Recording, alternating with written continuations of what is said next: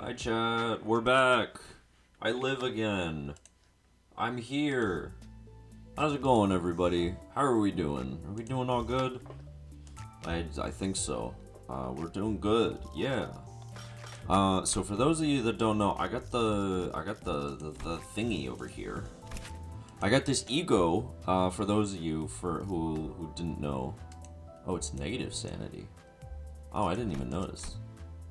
Oh, that's kind of yucky. Well, if there's ever like a negative Hong Lu ID, I might use it for him, but you know.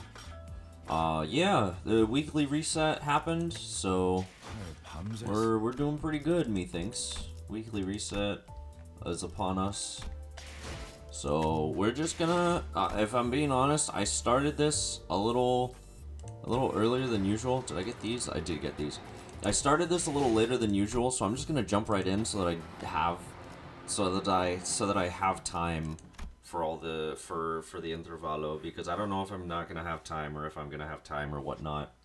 We're just gonna have to see. We're just gonna have to see if I have time for all this. So yeah, we'll do our best. We'll do our best. So we're finally here, eh? Heathcliff looked out the rattling bus window with a dour expression. Though it wasn't raining, the world outside was gray and opaque, like an overcast sky. Black, pungent clouds of smoke had long devoured the atmosphere. So this is the kind of place Heathcliff used to roam.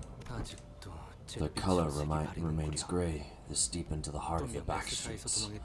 I recall with quite the certitude that the T-Corp I arrived at after my departure from S-Corp was sepia-hued.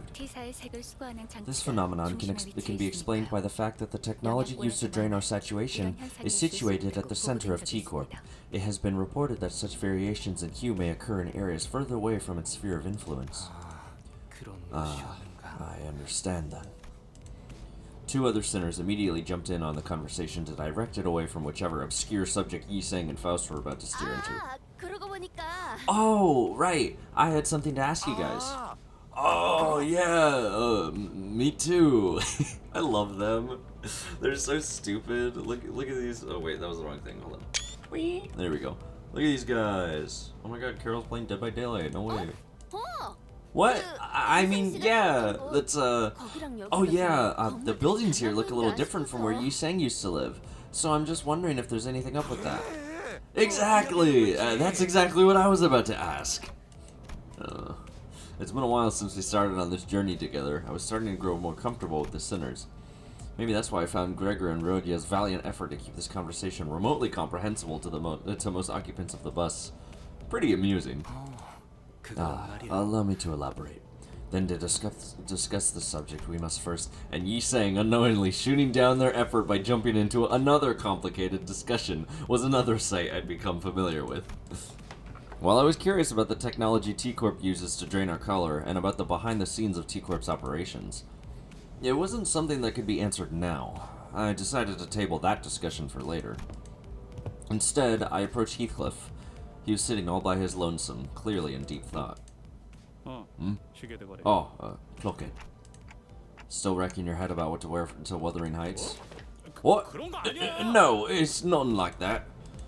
Heathcliff protested, jumping up from his seat. Looks like I hit the nail right on the head. Fine. I was a little bit, but I was mostly reminiscing. I do remember hearing that Heathcliff used to live in the back streets, a part of some syndicate, if I recall correctly. Virgilius did say that we were going through the back streets instead of going straight to the T-Corp nest for a reason, and that it was because of the company's orders. Maybe there's something for us to do here. Heathcliff did spend some time in the T-Corp back streets after all. Maybe we'll run into a golden bow here. No chance. If the golden bow was as common as any other twig in some back streets, why'd we be doing any of this globe-trotting waste of time? True, I guess. Besides, Wuthering Heights is quite the manor in more ways than one. You won't find it anywhere near some run-down back streets like this. There's a chasm of wealth between these poor alleyway sods and them. After all, they've sent me an invitation. Quite obvious that we'll find our next golden bow in that manor, innit? Or at least somewhere in the same nest. Correct. We will eventually travel to T-Corp's nest. Heathcliff continued to speak in a low voice. The hubbub from outside the bus seemed to blend with his words, turning into a mass of murmurs. There was a sort of commotion outside. Before we talk about wherever our eventual destination is, we'll have to clear the road of some blockage. Your intuition is half right, Heathcliff. Heathcliff, who was muttering to himself in an uncharacteristic daze, jolted awake. Bloody hell! What's wrong with you and the vroom lass? Neither of you do anything with a proper forewarning. I simply did not see the necessity in warning you.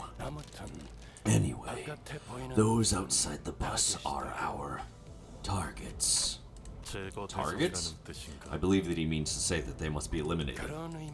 I feel compelled to let you know that that is not the only implication of the word target, though I am yet to be informed of the precise details of this mission, that is.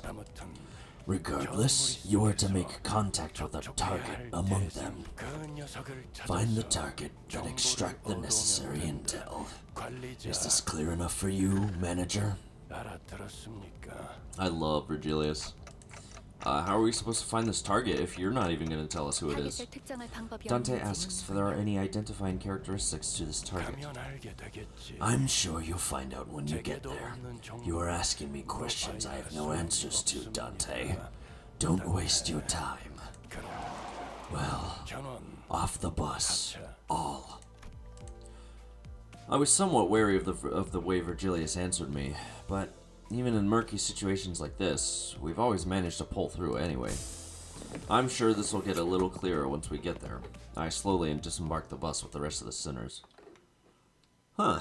So we're trying to find somebody that we don't even know who they are. That's fun. Rewards earned. Yay. Oh, it's another one of these. What in the wild? Alright. Chat, I'm gonna break open my caffeine. That one's heading your way. That one's headed your way, Aniki. Don't worry about me. I'll handle him. Try not to get yourself killed. You got that? What a mess. We walked out of the bus and right into what appeared to be a battlefield of a violent gang war. Well, I'm gonna open up my drink. Oh, drink time. Black cloaks flutter under the gray sky and bloodthirsty blades clash violently. The bus had not stopped even 30 paces away from the thick of the battle. They're the Kurokuma clan. Kurokuma clan. I've heard of them before. I'm sure we had some identities from that syndicate. Some identity cards said Wakushu too. They're a pretty large subsidiary of an even larger syndicate called the Thumb. I think the identities wore outfits similar to the ones they're wearing here. I think you're right. But who are they fighting? It's got to be a strife. Heathcliff replied in a monotone voice like he was reading from an encyclopedia. It ain't a rare sight to see syndicates fighting one another in the back streets. Must be something about street tax or some other trivial turf dispute. Leeches. Blood-sucking curs seeking to oppress and exploit the weak with violence. Fie. There is nary a place these scum do not infest. It ain't anything new, lass. Most syndicates are like that. The only difference between them is how far they're willing to go. Like? Right, there he is. Looks like that one over there. The one walking right at us. Heathcliff raised his bat and pointed at the approaching man. He wore the same outfit as the other Kurokuma clan members. The hell are you looking at? Crowding like you're here to start shit. Gonna keep pointing that bat at me? You wanna go? Is that it? Hi, hello. Hey, lower your weapon. Let's not do anything rash. No need to escalate this further, is there? Otis stepped in to warn Heathcliff, but he did not budge.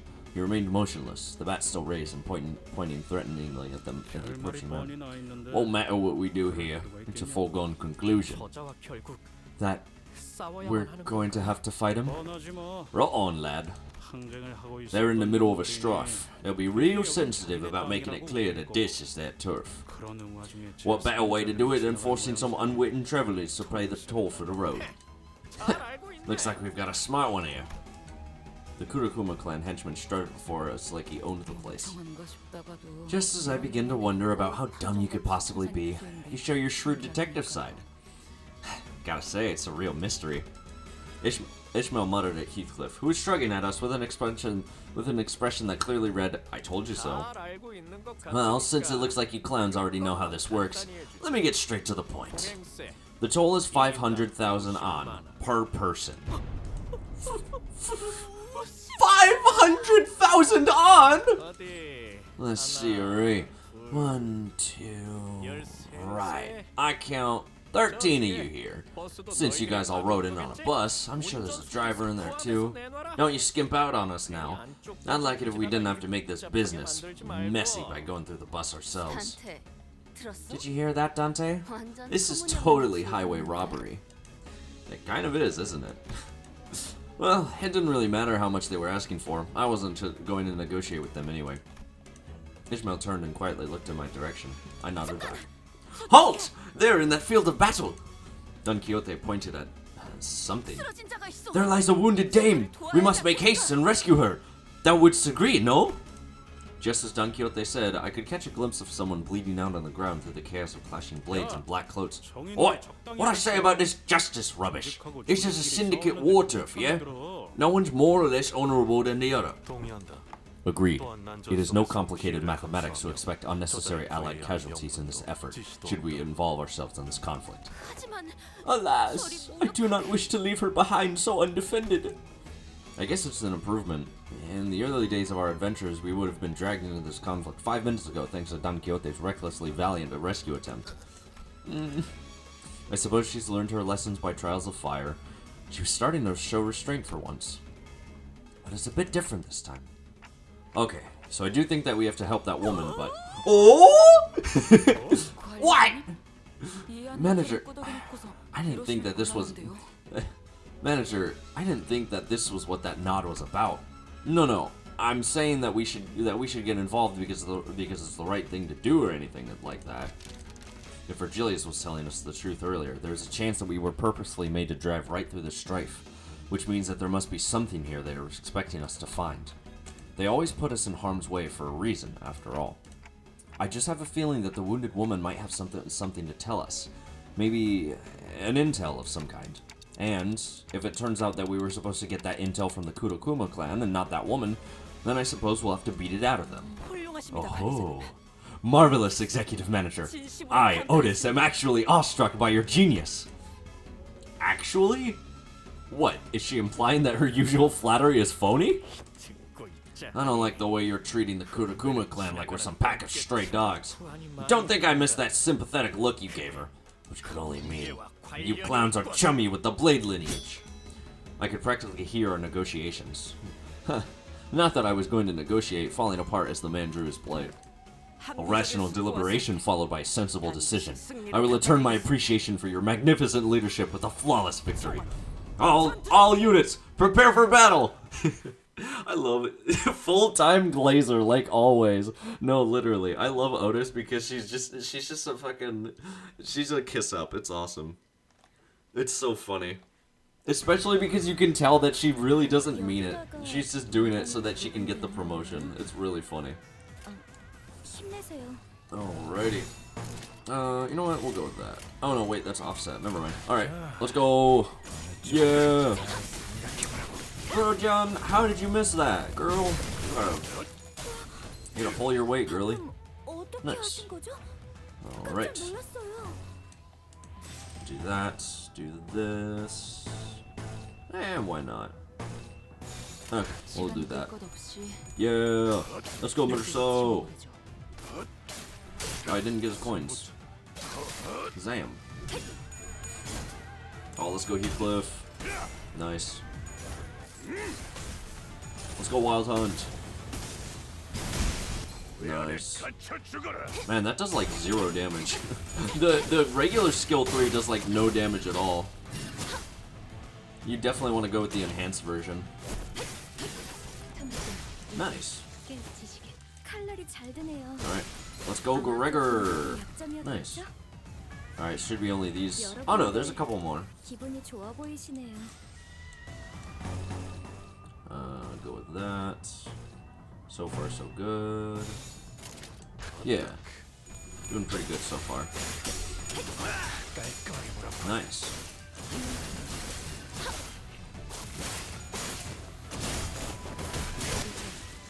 Not bad, not bad.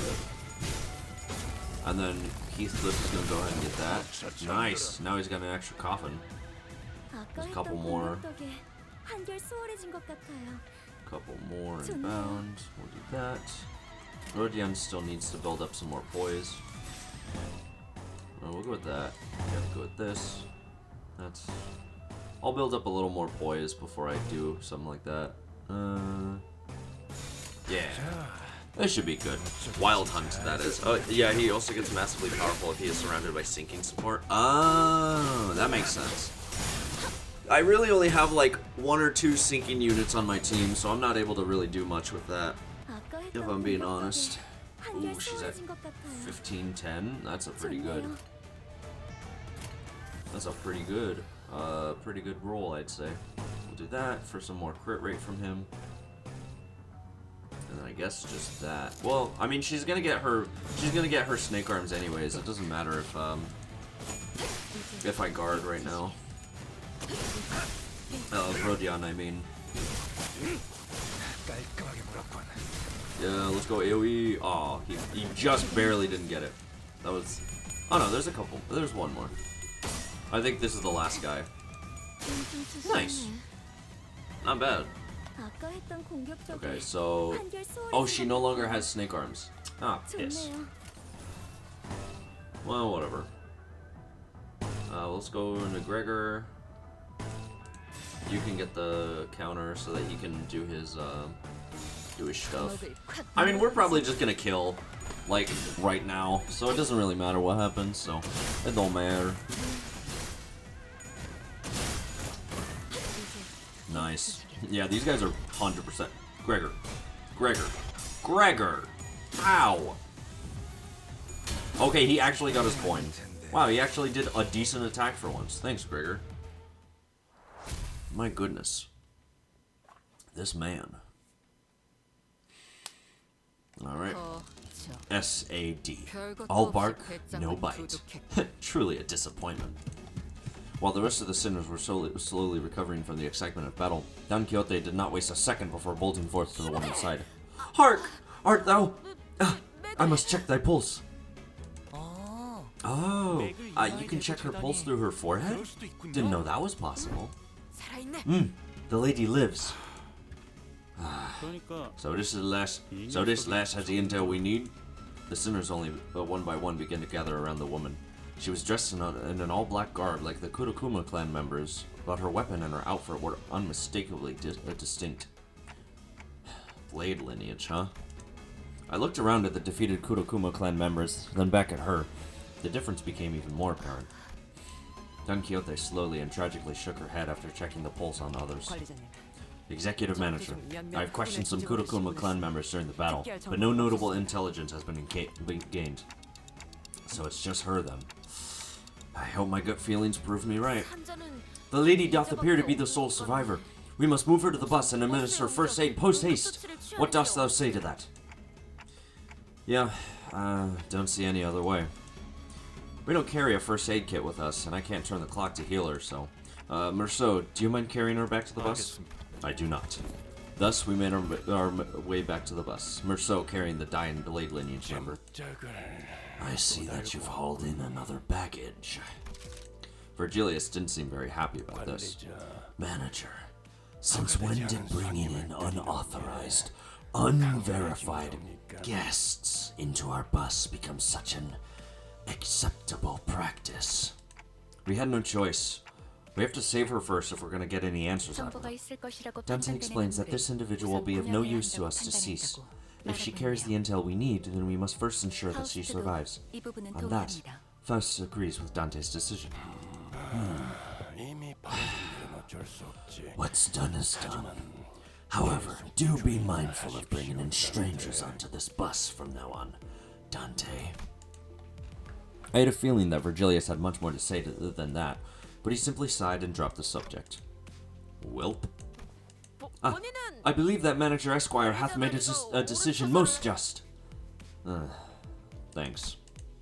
Just as I was starting to dread that this bus was doomed to be internally uncomfortable, Yi Sang emerged from the back door with good news. I have done what I can.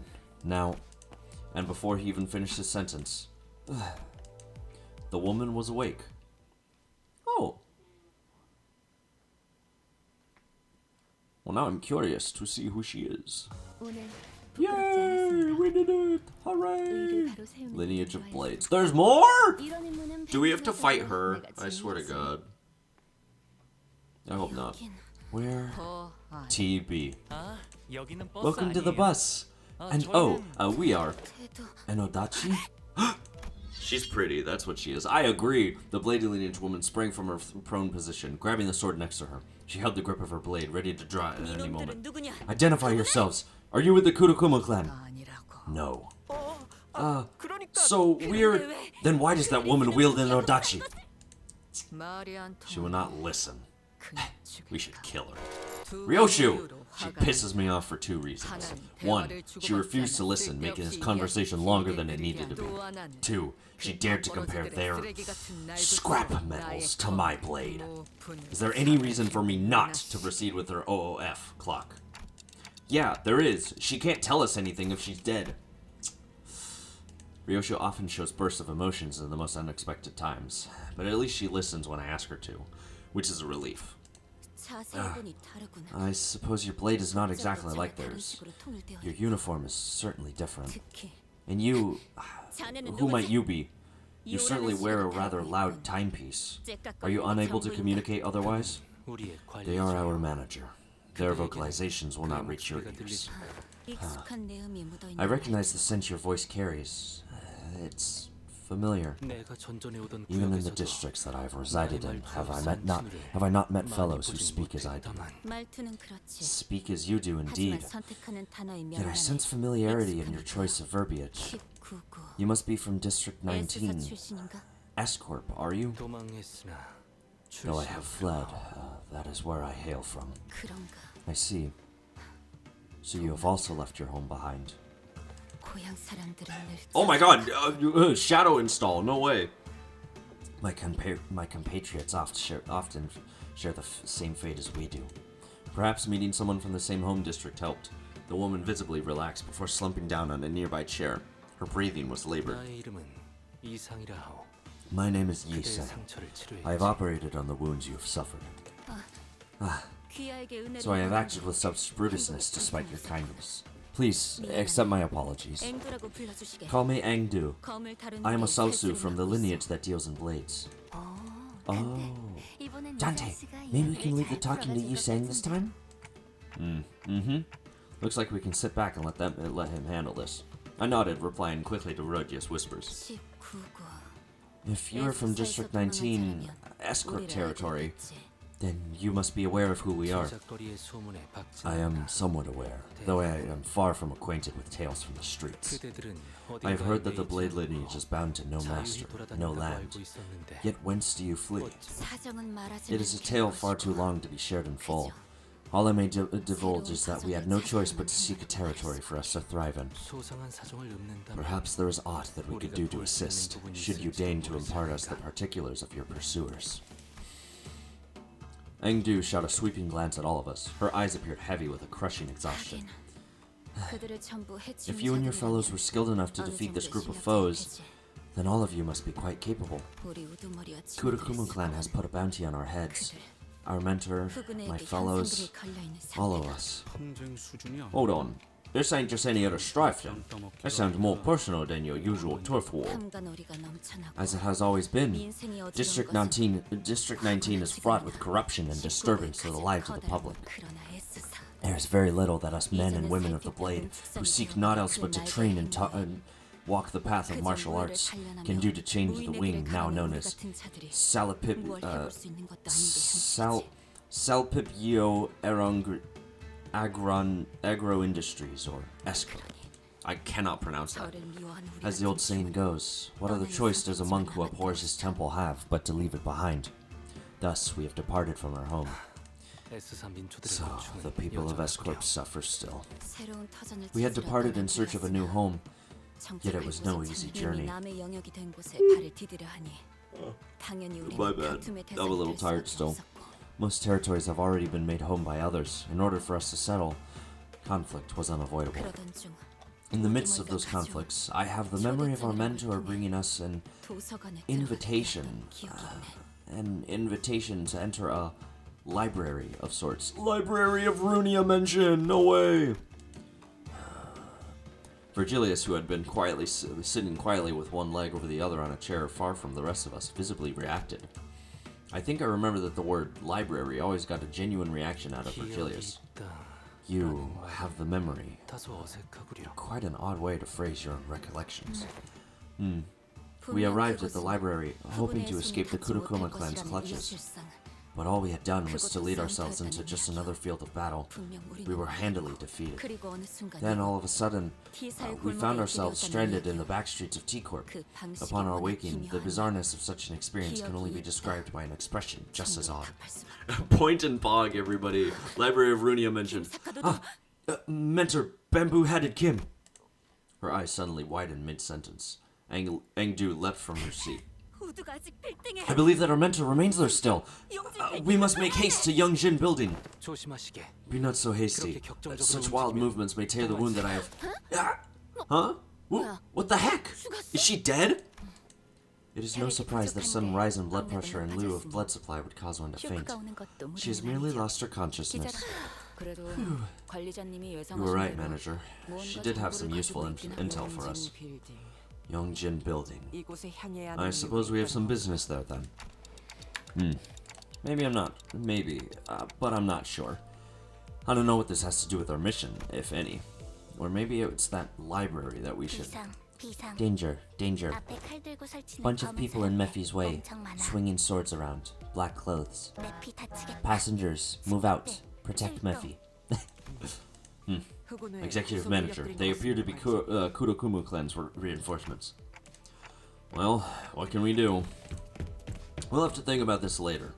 For now, let's take care of the reinforcements. I imagine Virgilius is just standing over the body, is like, roadkill. It'd be really funny if he was just standing over them, just like that. He's just like, I was not expecting to deal with roadkill today. But what can I do when that manager is a dumbass? Aw, great job, Heathcliff. 14 damage. That's my goat right there. Real shit, the only reason I even did that was so that I could give him a coffin. Because now he's got a coffin, so now his damage is going to be better. Damn, you're struggling in that one. My word. Alright, let's go. Oh. Woo. Man. Alright, chat, give me 1 second. I'm gonna put on a sweater because it's getting a little cold right now. Yippee! Hold on, the light is gonna be on for a second. I just have to... I have to find it really quickly. Hold on.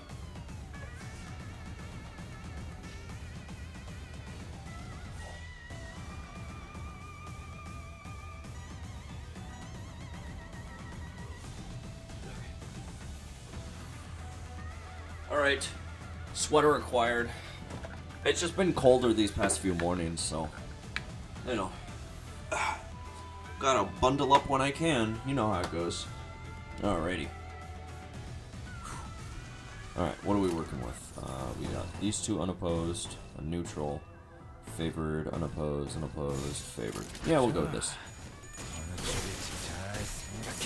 Alright, not bad. Doing pretty good. Oh my god, Heathcliff, how did you lose that?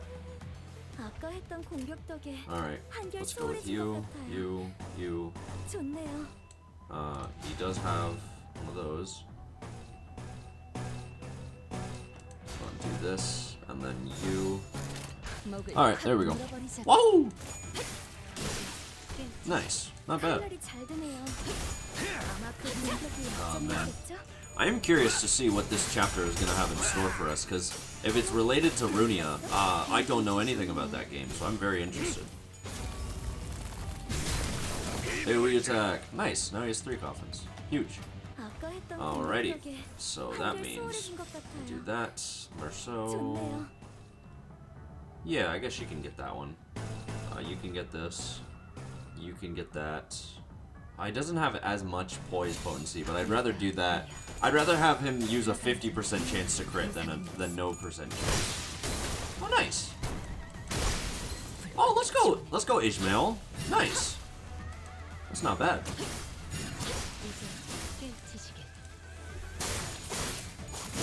Alright.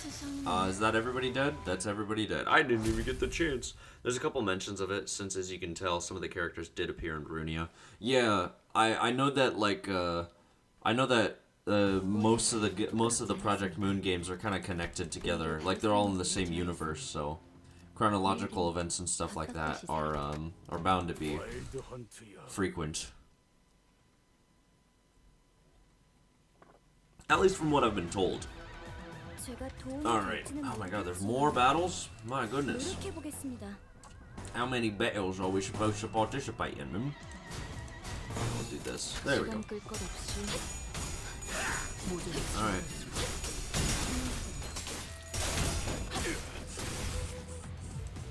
Not bad, not bad. We'll take that. We'll take these two, actually. Neutral, my goodness. Oh no, that's Rodion. Yeah, we'll get this. Oh! Yeah, from what I can tell, I believe I will be receiving Lobotomy Corporation in the near future. But I'm not entirely sure because I don't know. We'll have to see.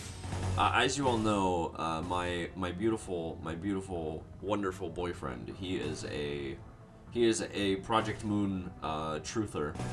So he might be getting. He told me, he was like, "Hey, I might be getting you your birthday present early whenever I'm able to afford it." I'm like, "Oh," and the moment he said that, because he was like, "The moment it goes on sale, I'm gonna buy it." And I was like, "Oh, it's gonna be Lobotomy Corporation, is it?" He's like, "Yeah, it's Lobotomy Corporation." I'm like, "What? Okay." I guess I don't have a say in the matter. So, you know, it's kind of funny. Alrighty. Let's go with this. Beef Cliff can go with that. Even if it's offset, it don't matter to me. Gegger needs to... Gegger and Rodion need to get their snake arms. So we'll do that. Nice. Nice. Alright. Let's go, Faust. Nice. Not bad. Yeah. I know that I actually bought his birthday present, and I'm gonna tell him which game to get, because he's been... there's this one game that I love to death that he hasn't played yet, and it pains me because it's a great game, absolutely amazing game, forever and ever. So okay, so Gregor is paralyzed here, which means that on the first one he's gonna lose his coin, but we're just gonna have to see what happens, I guess. On the first skill 3 he's gonna lose his coin, and that's gonna suck.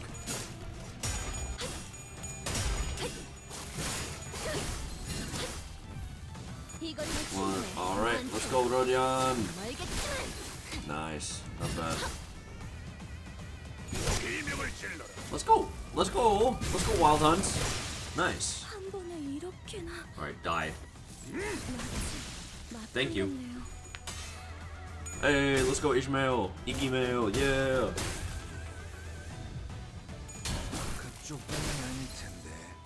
No way.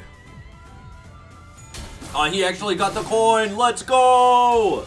Let's go, Gregor. He actually did it. Man, and he would have rolled heads on that first one, too. Can't believe it. We returned to the bus after dispatching the Kurokuma clan members that attacked the bus. Huh. Who are you? Interesting. Guide? I believe that we've both made it quite clear that no guests are to board the bus without prior consultation. That discussion was not even an hour ago, in fact. Yes, we did. No outsiders, to be exact. Isn't it clear as day as to who she is? I noticed that she was wearing a familiar uniform with the logo Clear emblazoned on her chest. Are you from the LCCB? LCCA, the after team, Manager Clock. Right, I could see that she was wearing a red. Right, I could see that she was wearing a red emblem on her shoulder. Huh. Wait, can she hear what you're saying? No, don't have any talent in TikTok interpretation either. But it was pretty easy to tell with that blank, stupid look they were giving me. Don't you even have the common decency to mince your... Ishmael scowled, about to tell the woman off, until she coughed and collected herself. Maybe she suddenly recalled her old attitude. I am team leader Cayman, Limbus Company Clerics After Team, Normal Operations Unit 2. I don't think I've seen anyone from the After Team in person. Of course not. All them blokes do is sweeping in to pick up the spoils after we've done all the hard work. Let me set some things straight. Backstreet's mutt. What? The after team is charged with cleaning up the mess you ungrateful waste of lives leave behind. Sweeping in to pick up the spoils? No, we do the very difficult work of sweeping your stinking shit under the rug. Waste of lives. Is that how you guys see us? Oh, that's not all. Waste of lives, bumper cars, the most expensive bus in the world, meat shields, maniacs with more luck than they deserve, and then some. Doesn't seem like the most relevant conversation topic for now, though. No, literally. Like, fuck you. What did we do? You little. You better change your tone. Now. If you give me one reason to, then I will. Unfortunately, it is my personal philosophy to be stubbornly set in my ways unless I'm given a good reason to change. Sure, it's your job to collect the golden bows no matter what, but I'm having a lot of trouble scrounging up even an ounce of respect for a group of half-wit idiots who don't give a damn about people who have to clean up after them. That's enough, Team Leader Cayman. Very well. I wasn't sent here to reprimand you. I'm here to relay the orders from the head office. Cayman produced an envelope, opened it, and pulled out a paper from within.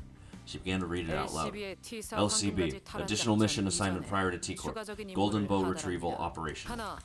1. Eliminate and/or secure the distortion in the area. 2. Recover the monolith, an artifact in the shape of a black stele from the same site. A monolith? What's this now? Distortion? Are you saying that they've already distorted? I don't know. Limbus Company clearance is not a part of this extra operation. I was merely ordered to relay this information to you, as I happen to be taking care of some other job at T-Corp. I believe that our one and only mission was to recover the golden bows. Since when did it become our job to play errand boy fixers? Since now. Besides, I don't see what the difference is between an average errand boy and your team. All you ever do is pick up and deliver the golden bows, no? Right. I guess the after team is full of grouches like you, huh? Rodian grumbled like she was imagining a department full of Caymans.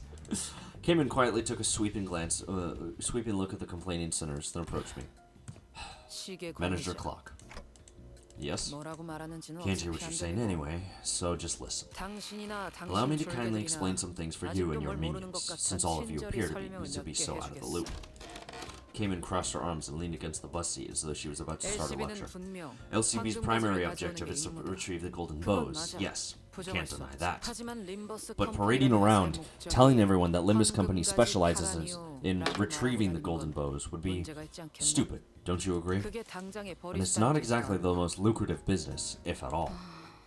I suppose so. I've been wondering about the company's finances for a while. Where do we even get our funding from? Well, there's no need for you to concern yourself with the company's finances. We have much more than enough capital to do what we want. What the company really lacks, however, is public standing and a cause. A cause? Limbus Company decided to find our cause in distortions. No significant organization has yet taken charge of managing instances of the distortion phenomenon. Faust told me some time ago that it hasn't been long since the distortions began appearing in the city. Limbus Company is building our reputation as a professional distortion prevention and control company that doubles as a research center for the distortion phenomena. which means that we need to produce real results in more ways than one, that is. I did hear that this epidemic of distortion phenomena can be pretty annoying to deal with. No one has properly defined what these distortions truly are. This means that not many are willing to jump into dealing with this new phenomenon blind. We did hear that some are preparing to launch an association primarily dealing with distortions, but that's all it is, an association. We intend to deal with it on a corporate level. Right. But how is that any of that our business? What reason do we have to go out of our way to tussle with those distortions? Here's how it's your business. The order came all the way from the top, the highest authority of our company. Don't they teach you how to follow orders in the slums? That does it. You're not leaving this bus alive. Manager came and ignored Heathcliff, who was visibly fuming, and turned to face me. My attitude toward your minions, and the company's attitude toward them. It all depends on the choices you make and your leadership. With that, she produced an envelope from under her arm and handed it over. At the end of the day, though, the choice is yours. Your men are completely wrong. If you would like to focus solely on your primary mission, the Golden Bows, then fine. It's not like the company is going to kick you and your meat shields out. But do you understand that the company's treatment of the sinners may change depending on what you decide to do here? Virgilius listens quietly, his eyes shut. Now then, Red Gaze, I'll be taking my leave now. Until next time. Fine. But next time, I'd prefer it if you would watch your language. These meat shields are still under my guidance, so try not to disturb me as well. Well, that depends on what the manager does, doesn't it? Excuse me. She left, leaving nothing but the awkward silence behind. Is she gone? Bloody prick. After that brief moment of quiet, everyone began sighing and complaining as though they'd just been ungagged. Almost burst a blood vessel listening to all that. I thought I'd soften my temper with age. Old-ass man. Imagine he's only like 25 and he's saying this shit. That'd be so funny. Still, good work keeping things non-violent, guys. I don't think she said anything wrong, though. I found her manner of speech quite convenient. There was no need to unnecessarily read between the lines. I had little trouble understanding her and organizing my thoughts accordingly. Thank you, Merceau. I guess that's one way of looking at things. Anyway, she's right that we really don't have much say in the matter. If the company asks us to do our jobs, we do our jobs. I don't have anything to add myself. I have no issues with following orders. Yeah, I agree with you guys. I tried my best to cheer up the sinners as I opened the envelope she left behind. Not much of note was in there. One old-fashioned walkie-talkie, a bunch of signed and stamped paperwork, and, mission location. Yongjin Building. Let's go, Karen. Yongjin? Right, Verge. Got it. I'm feeling it. Bzz, bzz. Here we go. Vroom vroom. Judging by their lack of surprise, both Karen and Virgilius already knew where to go. And the bus took off. Huh. What a coinky-dink.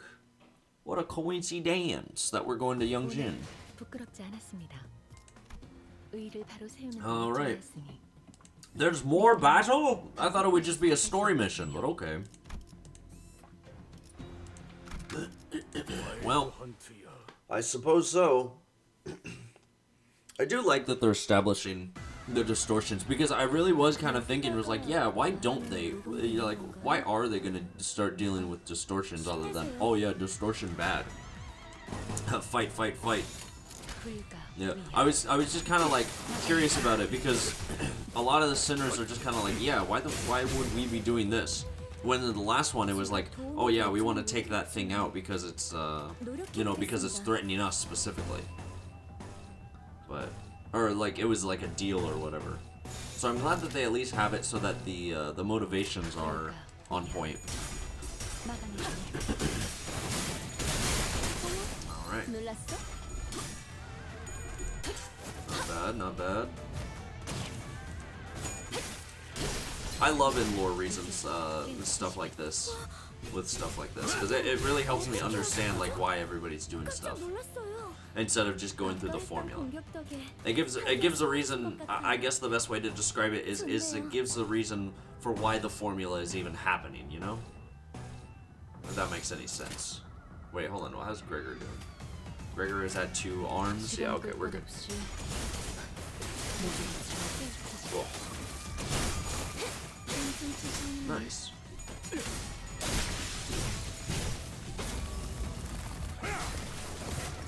Hey, not bad.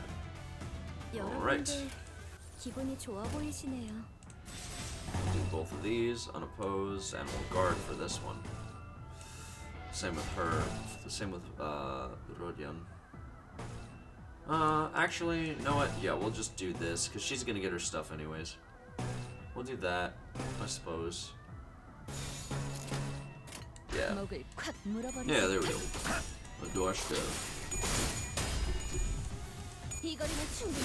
Yeah, guaranteed crits. Nice, not bad.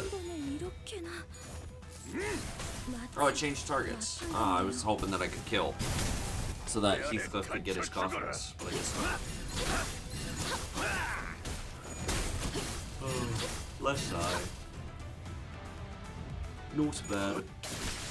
Nice. Get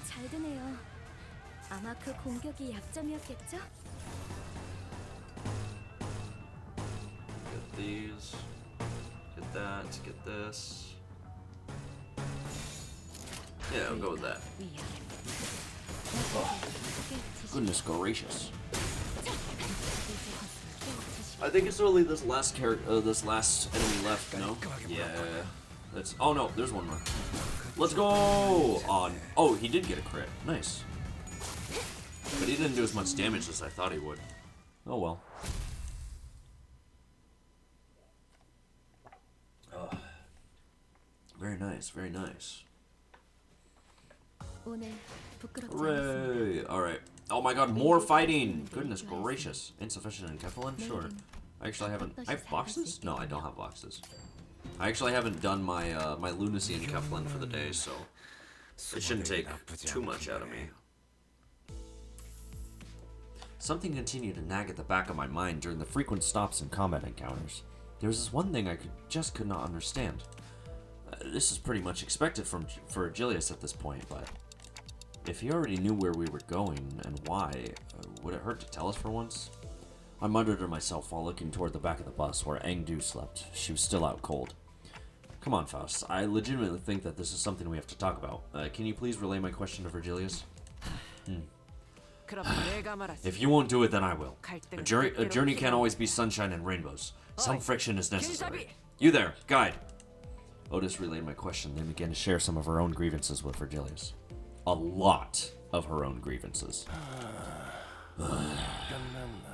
Are you finished? Well, you're not wrong. I did hear most of the details through the radio. And here's why I didn't tell you in advance. It's because you're the kind of people who never learn until the problem comes crashing through your front door. Would you have done anything differently if you knew in advance? It'll only serve to give you an excuse to whine about it. So there it is. What now, manager? Will you refuse this mission? How could I? They're already treating us like dirt. If I refuse this, I can't imagine how much worse it'll get. I'm sure you're thinking, how could I? And you'd be right. I can tell from the way he's looking at me that he already knew what I was going to say. I'm starting to wonder if he really can't hear me. Our guest is awake. You should go and ask her for directions, manager. Karen's intuition can only take us so far. Again, this would have gone much smoother if we had been told where we were going from the start. But like always, Virgilius felt the need to add comments like that before shutting me down and turning away. He'd already closed his eyes. Allow me to explicate our present circumstances to her. Yuseng got up with an awkward smile in an attempt to clear the air. After some time, Yuseng seemed to have successfully explained our circumstance to Engdu. She was standing next to Karen, trying to give her proper directions. She had also told us that, as long as we assisted her with her mission, she wouldn't mind us taking the Black Stele for ourselves. Turn to the right there. Ah! They've already set up camp there? People dressed in Kurakumo clan's guards were wandering around the building, standing guard before its entrance. I have to... Mentor bamboo-hatted Kim! Delaying further will only allow the distortion to grow more powerful. We must enter the building as soon as possible. Aang-Du had already leapt out of the bus and was rushing in with her weapon drawn. We quickly followed suit. Are we gonna have Aang-Du as a fight friend? As a friend fight? Fighty friend? No, we don't have her. I can't believe it. I can't believe it. We don't have Aang-Du, dude. Give me my swordswoman lesbian. Come on, dude. Not cool. Not cool, bro. Oh god. Oh, wait, why did it say struggling? What? What? Oh, I see. Well, we'll just have to see, bro. That's fine. Don't worry about it. Alright. Not bad, not bad at all. Alright, so now he has that. Get this and this. And you. Not you. Alright. Let's go. Oh, nice. Alright, very cool. Alright, sick. Sick nasty. Very cool, gamers. Oh, he didn't lose his coin flip. He did lose that one though, so that's good. So now he has all of his coffins that he needs. Nice.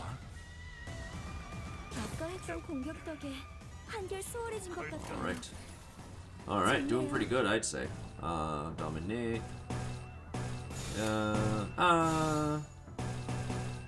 I'll go with this one, yeah. Alright, here we go, chat. Let's go.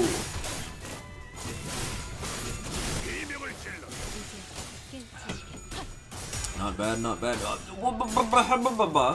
Girly Pop, Ishmael, how did you do? Why did you lose? What? That's not cool, girly. What the fuck? I can't believe it. Oh my god. Oh my god, Gregor. Oh, Gregor. Yeah, we'll do that. Gregor only has one snake arm right now, so and he'll get two more. He'll get 2 more whenever he does his whatchamacallit. 202, not bad. That's not bad, I'd say. And then Gigger has all of his snake arms. And basically guaranteed crit. Now he's gonna have even more crit when he does his next attack. Let's go, Merceau! Nice. Oh, he didn't kill though. Oh well. Hack. Nice. Alright, you're dead. You're not dead. You're now dead. Guaranteed crit. Ooh, let's go. 269. Not bad. Alright. Oh my god, there's still more? Jesus. How many do they think... How many are there gonna be? I guess it don't really matter. I'll go with that. I guess she can go with this, and then you can go with that. Man, Ishmael really just kind of eats up all of her poise, like, a ton. And she doesn't really have all that much speed, too, so she can't really clash all that much. Man, that honestly kind of sucks. The more I use her, the more I realize a lot of her flaws. Like, they're super apparent. It's honestly rough. Because I like using her. She's very fun, but it's just... she's way too clunky for my liking, you know? Ah! Damn it. Looks like this was the last one of them. Ah, the aroma of blood.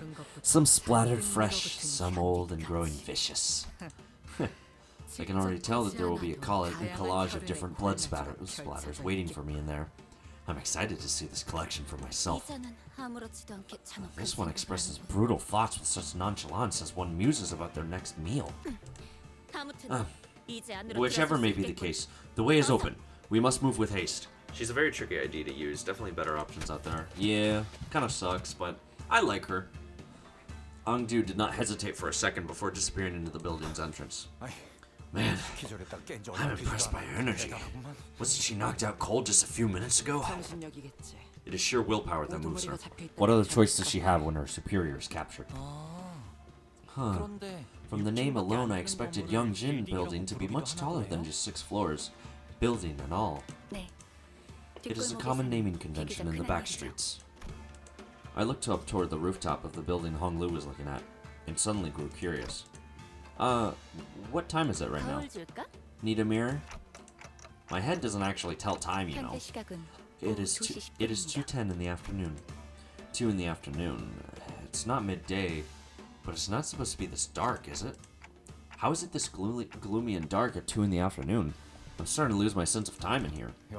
Seems pretty particularly darker around this area we're in. Well, compared to the smoke war days, it's still bright as a sunny day. I suppose that's true. The back streets of T-Corp are known to be in a perpetual state of murkiness. Their machines ceaselessly discharge heavy plumes of smoke which cloud the skies. That and the constant color drainage keeps the back streets of T-Corp dark and dreary. Of course, I must also inform you that the conditions have improved somewhat after the smoke war due to the various extenuating prohibitive conditions introduced by the outcome of that war that limits the production of smoke. Before the war... We have no time for idle chatter. Come now! We hurried toward Engdu's urgent cries. Ah! There were more blade lineage bastards left! What the? The last took them all out already. They were nothing but mewling minions. The size of their bravado ill-matched their immature skills. They foolishly decided to stand their ground instead of retreating upstairs. Shh! An electric buzz of sorts started playing from the radio I had stashed in my clothes. Is someone calling this radio? The sound became much clearer when I unfolded the antenna from the radio.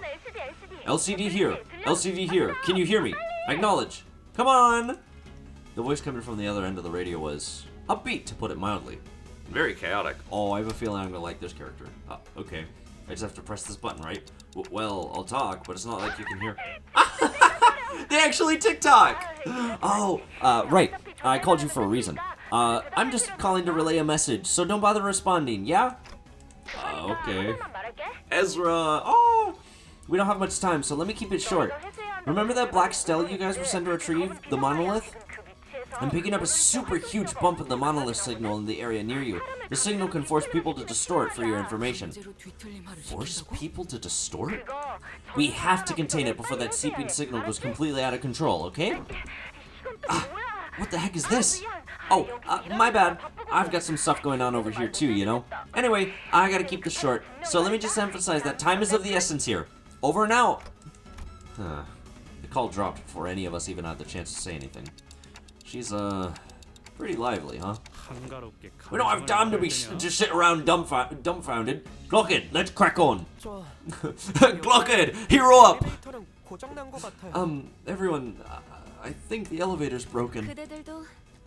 I see that you and your fellows now also have a reason to hurry. I say that we break through their lines and rise to the stairwell. What say you? We don't have a choice. Come on, let's go. I put the radio back in my pocket and began running up the stairs. Alright. Oh man. I put the radio back in my pocket and started backwards long jumping up the stairs. Could you imagine Dante like backwards long jumping as all the sinners just watching horrors like, huh? How did he do that? And it's like a spiral staircase too, so you just see him like going around in circles. Oh man. Seriously, stairwell is the real challenge, isn't it? Not the Kurakuma clan, guys. Curious, is it not? What is? That they filled the stairwell full of weaklings who clearly don't know what they're doing. Perhaps they weren't trying to stop us from going upstairs. Perhaps they were afraid of retreating upstairs. No, it can't be. Engdu's expressions darkened. Maybe she had an inkling of a bad omen. Dost thou worry for thy mentor? Don Quixote carefully sidled to Engdu's side with a sympathetic expression. How could I not? What kind of person was Mr. Bamboo-Hatted Kim? Engdu appeared conflicted, as though she was having trouble organizing her own thoughts. She shook her head and sighed. He was a steadfast man. Protected what he needed protecting, killed what he needed killing. He was always one of the Blade lineage's finest. I dare say that he was one of the most skilled swordsmen within the lineage. A man of few words who always sought to take good care of those under his wings. If only he hadn't made that decision, my fellows would not have met such a terrible fate. Oh. Sinclair half opened his mouth, apparently curious about what that decision might have been. But he soon realized that this was probably not the time to pry and quietly closed his mouth. Whichever may be the case, I have no choice but to make haste. Then, we have no choice but to make haste with her. Alrighty, campers. Alrighty, sinners. Today's challenge, you gotta beat the Kurokuma clan guys. I've never actually watched Total Drama, so I don't think I got that right, but, you know. I'm doing my best. Oh, there we go. Sure, we'll... Even if it's an offset, we'll go with that. 1-0.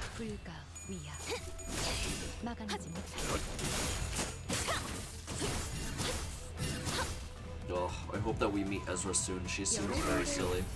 Alright. Yeah, we'll do this. That's Merceau's. We'll do that. Yeah, we'll do this. Let's go. Nice. Oh, let's go Heathcliff. Nice, Wild Hunt.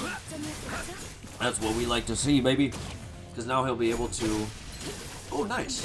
Because now we'll be able to do the AoE with 6 coffins, too. Alright. Yeah, now we can do AoE. That's Rodian's, which I need to save for later. There we go. Oh. Nice. So far, so good.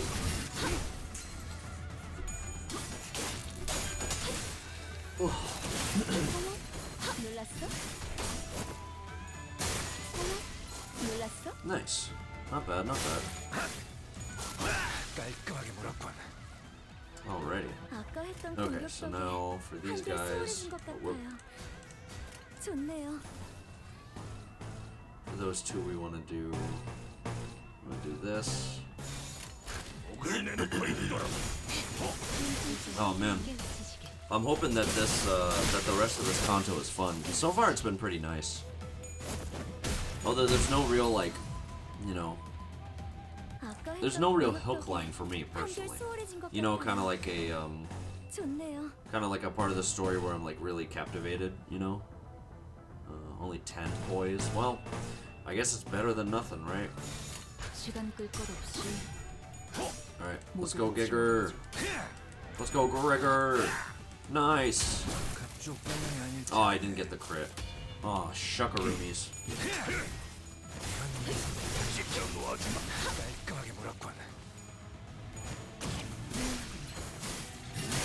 Nice. Alright. That's that. Very cool. Very awesome. Very nice. Oof. Oh. Sorry, I had to reach back and get my phone charger because I keep forgetting to charge my phone as I'm doing these streams because it runs out of battery. Oh boy. Well, let's go, chat.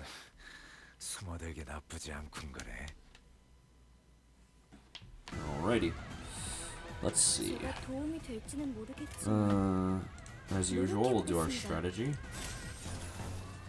Aw, he starts off with that. That sucks. Alright.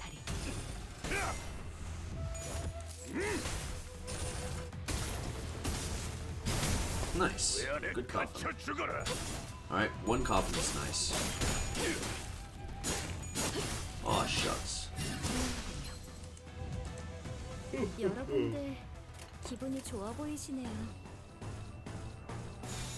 I'll go with that. Oh man. What? How did you lose that? Roja, I saw you lose that clash. How did you lose that?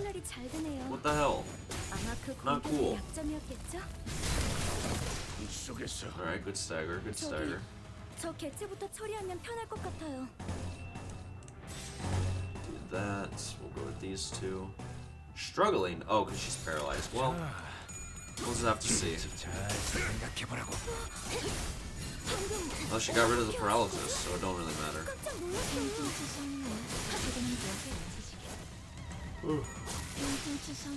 Nice. Woohoo! Alrighty. Gregor does need another skill. Rojan. Wait, that's Merceau's. And then this one is Rojan's. We'll do this. Yeah. Okay, let's go. Nice, not bad. How did he lose all of his coin flips with 26 sanity? Dude, what is wrong with him?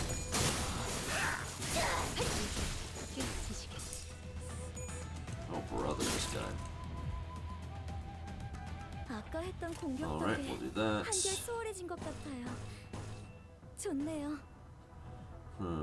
Do these two, that, this, and that. Alright, let's go. Nice. Not bad. Alright. AoE time, baby, with guaranteed crits. Yeah! Nice. And then we get another one. Nice. Unfortunately, even if there was going to be another turn, oh, there is another turn. She used up all her crit, so it's not going to be as helpful. We'll get this, that. No, we'll do double. Yeah, we'll do absolute resonance, I think. It doesn't really matter.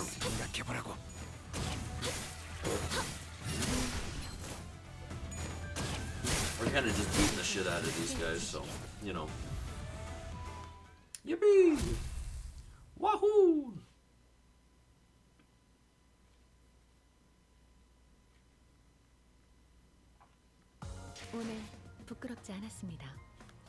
Okay, let's go. Alright, the origin of sin. Oh boy. Well, we only got a couple more stages until the end. What the? What are you guys doing here? What? Okay then.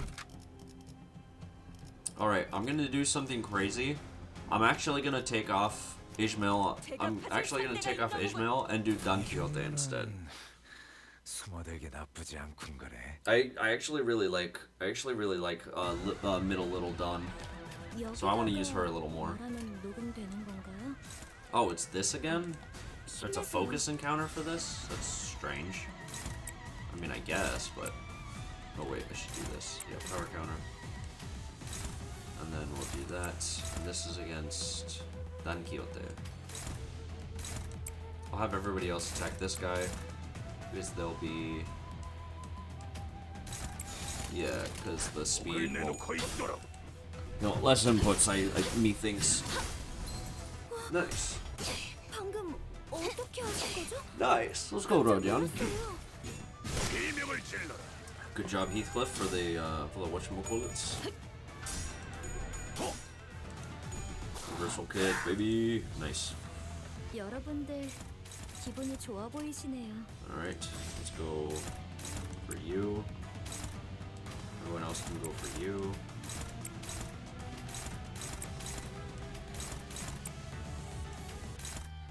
Go with that. Alrighty, let's go. Yeah, hell yeah. Yeah, you get him, dog. Nice. Oh, that's right, I forgot that she does damage down debuffs.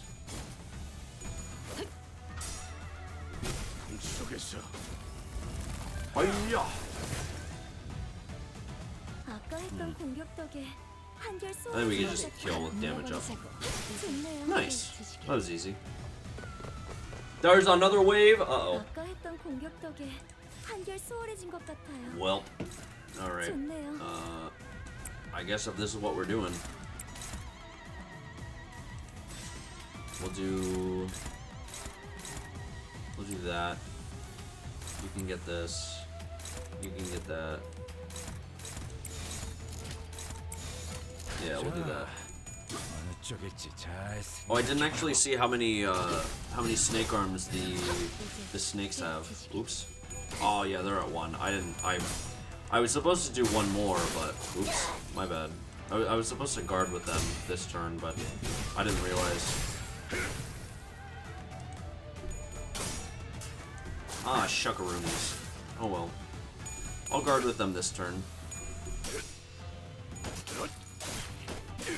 Nice. Good job. Yeah, you get them done.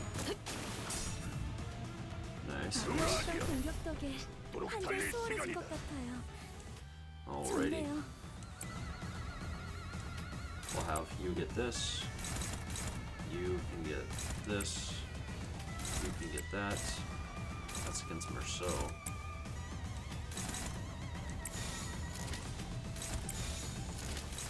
We'll do that just so that, you know. Alright. Nice. Oh, did she not have enough speed to get the... Alright, that's good. Did she not have enough speed to get the coin reuse? Let's go, Dawn. Nice. Huge, huge, huge, huge. And she gets to, I think she just gets to go again. Do this. Rodion has pretty decent poise. I might as well. We'll go with you. Take that. You can also go for that. And then Dawn can, I guess, attack this guy. Alright, die. Lol. Lol. Lamau. Guaranteed crit. Just to feel something.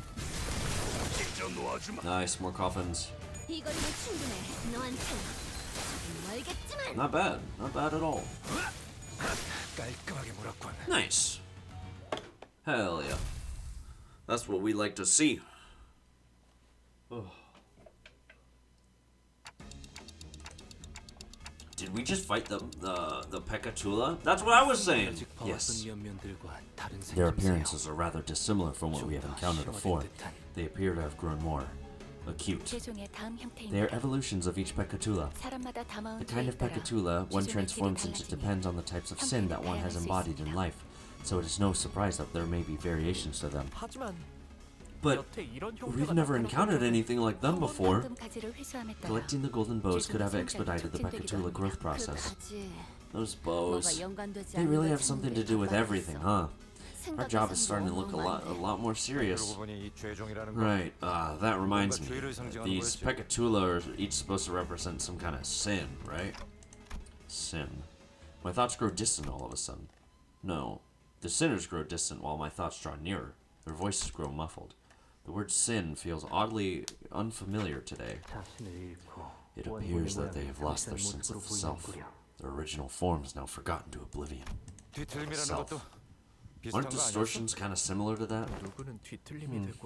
Some people become distortions and some people become Pekatula. I wonder what the difference is. I think I know. Planted in the hearts of all our seeds with ever-present potential to bloom. Executive manager? What'd you say? File talked over you so I couldn't hear. If you would allow me to continue, maintaining the self at times of extreme stress could cause one to evolve into a distortion, and when the light of that day descends upon the hearts of every human, blooming the seeds buried deep within. Manager?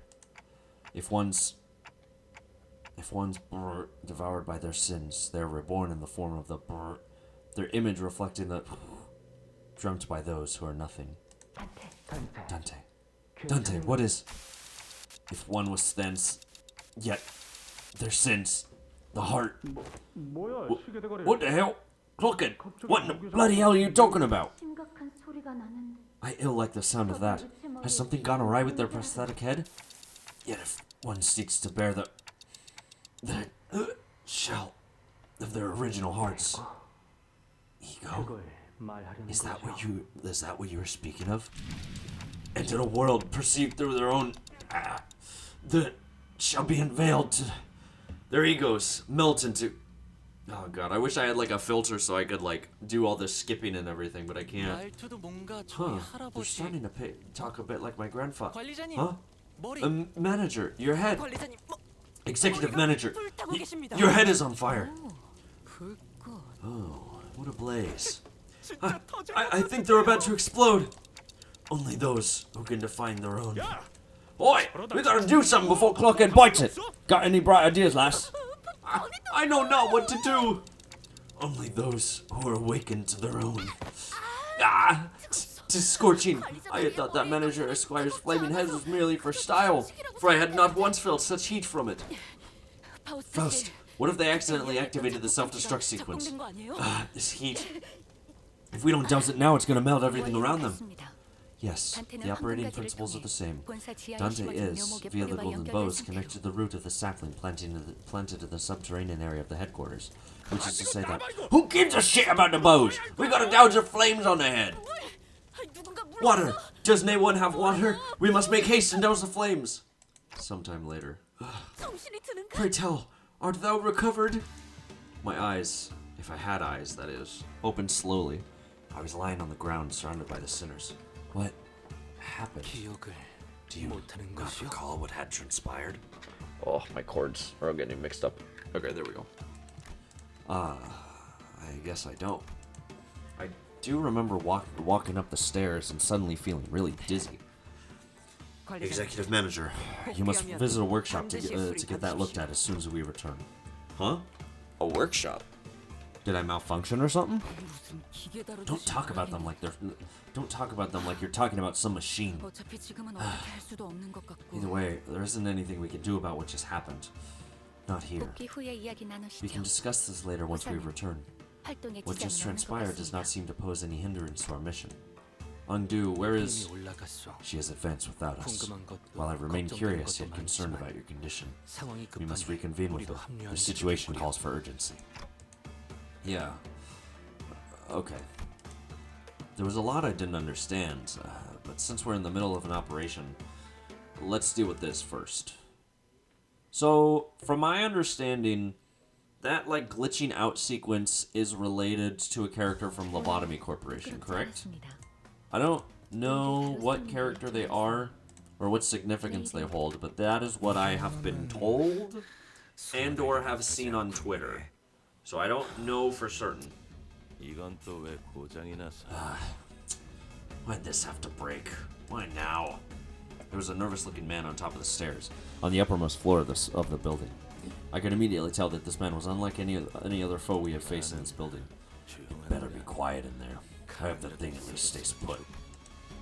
He kept looking into his pocket watch as though he was expecting something awful to come out of that door.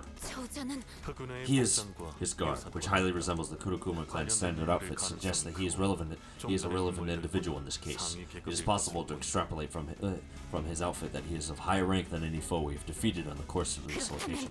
Then, before I even had the chance to suggest waiting for a bit to come up with a strategy, Ungdu was already charging at the man. You must be a captain of the Kurokuma clan. What the? You wish to hunt the blade lineage? Very well. Here I stand before you. Face my blade. I suppose this means that my men are all dead, huh? I'd toss you into that office if I could, but the merchandise is still in there. Come on! Suppose I've got no choice but to fight. At least allow me to introduce myself. Then you can tell me who you are. Name's June. Captain of the boys you killed. Engdu, Salsu from the lineage of Blades, a follower of Mentor Bamboo Hidden Kin. The hallway before the doors falls silent. It is as calm as a winter dawn. The two warriors, blades drawn, begin to take cautious steps as though they are attempting to gauge the distance between one another.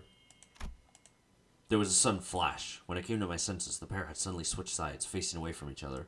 Enemy battle! The outcome of this clash. Come on. That's it, huh? Miss Engdu! Appears to have been Engdu's defeat. She fell to her knees. I mean, I was just getting started. I'm surprised you even had any energy left for that attack. She's been fighting the Kurokuma clan henchmen on the front lines before we even had the chance to catch up. No wonder she's exhausted. I must also remind you that she was on the verge of death not so long ago. She has overexerted herself. What, are the rest of you gonna fight me too? This hardly seems fair, me against all of you. This June rested his blade on his shoulder with an annoyed scowl. I could tell from a single clash against Engdu that he wasn't going to go down easy. Well, I don't like that we're all ganging up against this one guy, but we've got one loud-ass clock for a head. What even is that? Is this some local T-Corp clock-shaped prosthetic fashion or something? It is a clock, right? You there. Is that clock head on time? Mate, what do you think? That clock ain't for telling time. Huh? Then what'd you decapitate yourself for? What a useless clock. Okay, then. Any of you got a timepiece? A clock? A watch? Anyone? My stupid watch broke again. The sinners wordlessly began to surround Jin. I guess not. Are any of you even wearing a watch? You must all be insane, sauntering about without a timepiece. Even if I did, I would hardly find it within myself to show it to thee. You're all really getting on my nerves. You know what? That's it. I'll be in deep shit if I let anyone in there anyway. So come and get me. I'll cut you down if it's the last thing I do. Incorrect. Wrong. The Kurokuma clan when Don Quixote walks in and starts throwing hands. Yeah, we'll go with that. Go with this. That's also unopposed. Let's get some poise while we're at it. How did both of my snakes lose their clashes? Dude, what is wrong with you people? Ay, ay, ay. What? Bro, there's no way. Alright, he's at -7. Struggling. Oh, brother. Neutral, struggling, neutral. Favored, neutral. Power counter. Favored, struggling. Well, it's better than nothing. Okay.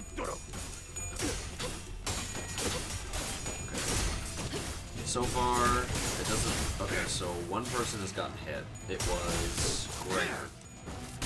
With his skill too, mind you. Nice. Let's go Don. Let's go Don. Alright.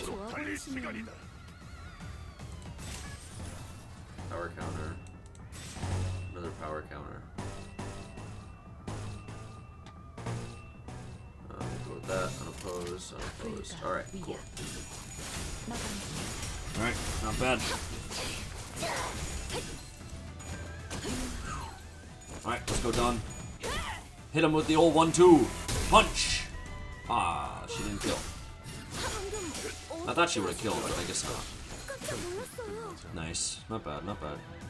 So he's at 14. Go with that.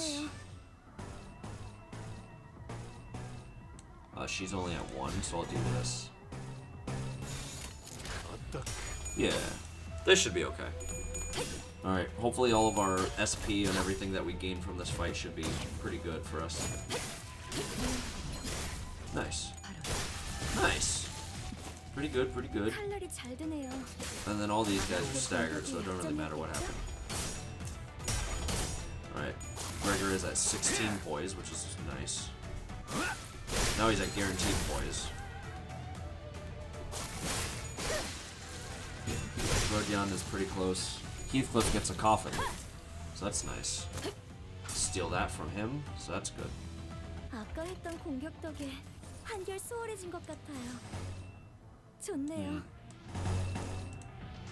No, we'll go with this. Get you... No, we'll do this so that he can lose some more SP. He's only at 1, so I'll do this.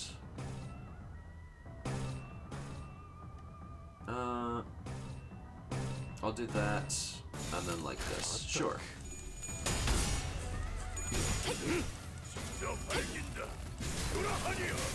Not bad, not bad. Nice. Not bad, not bad. Come on, Merceau. Yeah, let's go. That's my goat right there. That's my streamer. Youch. Oh, hey, he's here. I didn't even notice that he was here. Alright, buddy. Unfortunately for you, it's time to die. Get AoE'd, nerd.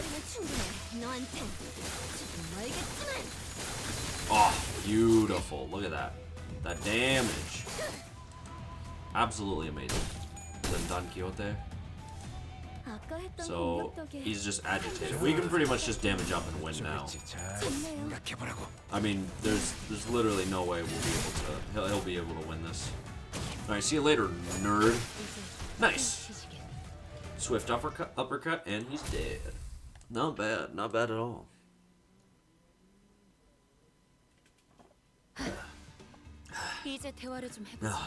Let us converse for a moment. Engdu seemed to have recovered somewhat as we fought. She bound June with a rope before throwing him to the ground. I do not expect a mere captain to know why your organization has put a bounty on our heads. But I cannot quite place the reason you were standing guard before this room. It was as though you were protecting our mentor from us, of all people. Wait, it wasn't just you, was it? Every Kurukuma clan filth we killed on our way up to this floor stood in our path like they were protecting something with their lives. Fine. Here's the truth then. We are the victims here. Whatever do you mean? You guys really have a way of pushing my buttons, huh? We weren't part of the party of pursuing you or cutting you down. That was none of my business. You were just one of many syndicates or organizations that were unlucky enough to be on the Thumb's shit list. Our run-in was just a coincidence. We were ordered by the Thumb to stand guard next to a black stele here, that's all. Everyone was on edge because we were supposed to transport it elsewhere pretty soon. And that's when the Blade Lineage bastards appeared out of nowhere. Out of nowhere? I see. So this is where our mentor has awakened. You. Sounds like you know something that I don't. Can't say I've ever heard of a tech that could blip people into existence just like that. Thought they were using a singularity or something. Besides, Blade Lineage never had a chance. Our numerical advantage was insurmountable. Of course. We had your friends cornered. We had no trouble cutting them down until there were but 3 of you left standing. Then all of a sudden, your boss's eye suddenly began to glow. Sans Undertale! Oh my god! Cut down everyone around him. It was a one-sided slaughter. What? Then, you got that right. Blade Lineage, Kurukuma clan, didn't matter. Cut through everyone. So what the hell was I supposed to do? What were we supposed to do? I'm their captain. The lives of my men are my responsibility. I had to save them somehow. So I stayed behind to guard the door while my men guarded the entrance of this building. What other choice did I have? Shit. Delivery deadline's coming up. I'm finished. This won't end with me having to cut off a finger or 2. Damn it. Oh, what? Wait, what? Oh. She got ominous. Engdu struck the back of June's neck with a swift precision and dropped her to the floor. Engdu! That man had already been subdued. Wherefore didst thou? I merely put him to sleep. He would have caused us trouble had we attempted to enter that room while he was conscious. I must talk to the mentor. See him with my own eyes. Oh, guys, I think she's gonna die. Have you gone deaf, lass? Your boss will cut down anyone who gets too close. No, that cannot be. Dante, we can infer from what information we have gathered that, yeah, I agree. There's a powerful aura coming from behind that door. I can sense it. Our mentor. Engdu's hands tremble as they wrap around the doorknob. We must prepare for battle. I know that mentor bamboo-headed Kim will do no such thing. She slammed the door open, only to come face to face with the distortion. Yep, that sounds about right to me. Can't believe it, dude. Alright, time to fight the distortion. So we have this stage and the next stage. And then the next 2 stages, and then we're done with the intervallo. At least I have the time to do so. Mentor, what is this? I recognize these wounds. These are your techniques. How could you put your blade to our fellows? Attempting to communicate seems futile. Pitch black flames lingered behind this man she called Bamboo-Hatted Kim, her mentor.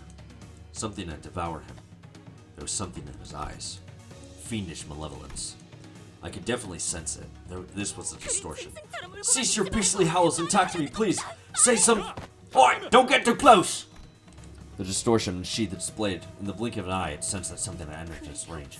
Let's dance. You're really going to kill... Get out of the way! As Engdu stood there confused, Sinclair urgently hurled himself in her direction, and in that brief moment, the distortion's blade descended upon them, as though it bisected that very space they inhabited. I surmise that Sinclair has entered the distortion's range as well. We have no choice but to suppress it. We tensed up, sensing the changing atmosphere. We slowly raised our weapons. Well then, that's fun. Chat, who's ready to fight the distortion? I'm so ready, chat. We're so ready. Who up distorting their shun or something like that? I don't remember. Look at that. We'll do this. You need this one. Oh wait. Oh no, I see. And then this one is going for what's his nuts. Everybody else can go for the evade.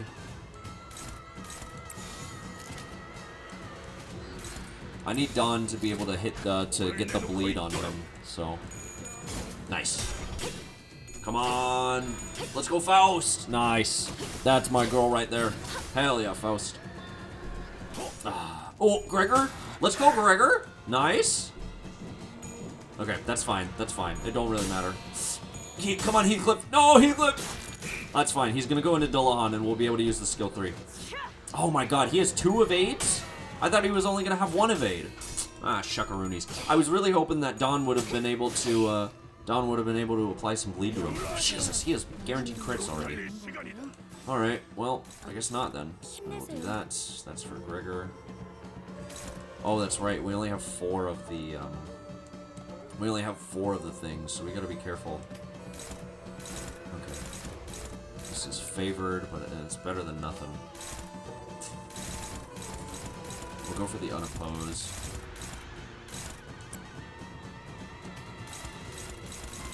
Oh man, no one else is able to really clash with it, huh? Favored.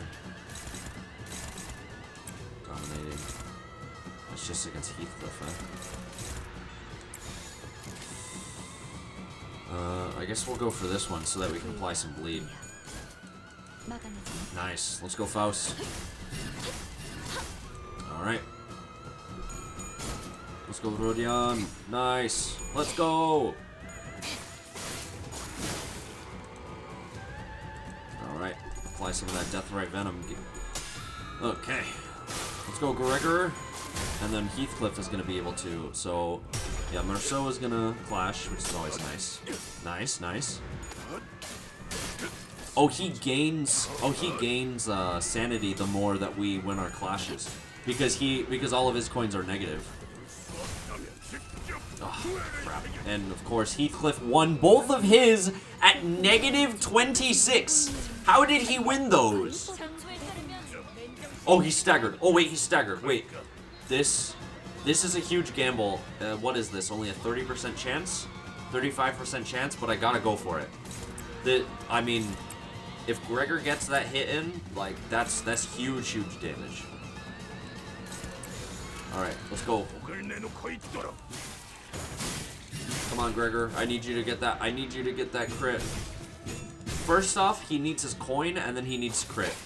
Okay, there's Rodion. Come on, Gregor. Alright, crit. Oh, he crit! Let's go! The gamble paid off.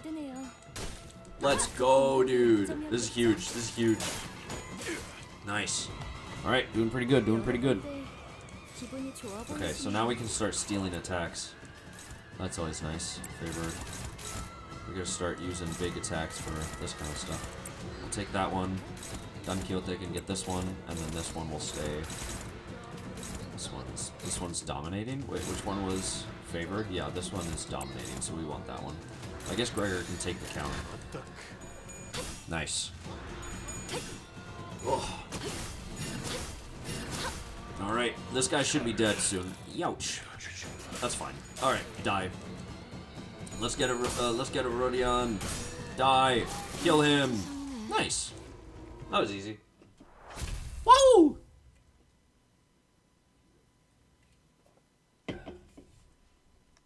Not bad at all. Alright. And now, there's a dungeon? I didn't think that there would be a dungeon. Well, alright then. I actually hope... Okay. Bamboo had it killed. Kim kneeled and caught his breath. Something began to shimmer behind him. This is a dungeon. A mirror dungeon of the Fathoms. This is just like the Ding Dong's bar and Friars, huh? It's N-bongs, Gregor. N-bongs. He has already entered the dungeon. So we've got to follow the bloke, eh? Yeah. We were ordered to secure the distortion as well, so... An immense, heavy sensation emanates from within that space. That monolith has to be somewhere in there, too. Let us follow. While she was clearly dumbfounded by the turn of events, I could tell she was determined to see this to the end. We had nothing more to add. Advancing. This place has taken the likeness of S-Corp. Not just anywhere in S-Corp. You call this place the Fathoms of Ego. It appears that Mentor Bamboo hid Kim's memories are affecting this place. Is there aught from his past that you are aware of? No. Nothing in detail. I don't believe I have the right to divulge a depiction of his past based on hearsay either. Engdu continued in a morose tone. When he appeared so suddenly at this building, I don't suppose he had much trouble cutting down the Kurokuma clan henchmen. I am certain he was flanked by competent men and women. It would not have mattered how many henchmen they threw against his mentor. Nothing short of a Kurokuma clan officer could have given him any trouble. In fact, I surmise that he would have been able to cut down 100 of the men on his own. But not all those who accompanied Master Bamboo had Kim were as powerful as he. His capabilities far beyond our own. His fellows must have fallen one by one before the endless onslaught of the Kurokuma clan henchmen. And I cannot help but imagine that the sight must have reminded him of a rather tragic event in his past. An unpleasant event that likely shook Mentor Bamboo hidden Kim to the core. That alone fits numerous criteria that make it right for a manifestation of a distortion. He was in a very receptive state to the monolith's influence as well. So that is how the Mentor became beholden to his blade, like a fiend. Yet, still, how could he? We remained wordless, and advanced as Engdu despondently muttered to herself. It was all silent, save for the sound of our shoes lightly pressing into the soft soil beneath our feet. Now the question is, how long is this mirror dungeon going to take? Because depending on how much it takes, I might not actually be able to get to the last, thing. And an ally with poise at combat start. Critical hits an enemy, gain 5 poise potency and 2 poise count at the next turn start. Yeah, we'll take that one. Yeah, this is pretty good. Whoa. Oh my god, that's a long ass floor. Okay, we'll do this.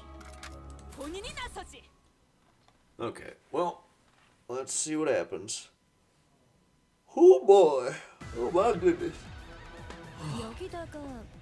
Well, I was thinking today, I was like, oh man, I should do a mirror dungeon run today, and I ended up doing one of those, I suppose.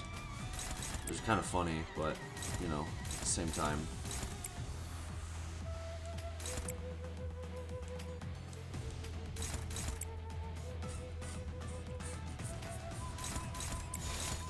Alright, let's go. Oh my goodness. Alright, not bad. Okay. Nice, good kill from Heathcliff, that's good. Alright, that's fine. Nice. Let's go, Don Quixote! Huge. Youch! Oh, the attack was against Faust, that's why. If I would have known, then I would have done a different attack. Alright, let's do this. You can take this one. This one is against Rodion. Alright, this should be good. Not bad, not bad. Oh, goodness gracious. Oh, Heathcliff, please. Thank you. Goodness. Oh, he didn't get to clash. That's strange. Firm. Okay, that's good. Good stagger, good stagger. Not bad, not bad. Alright. Both at pretty decent. Do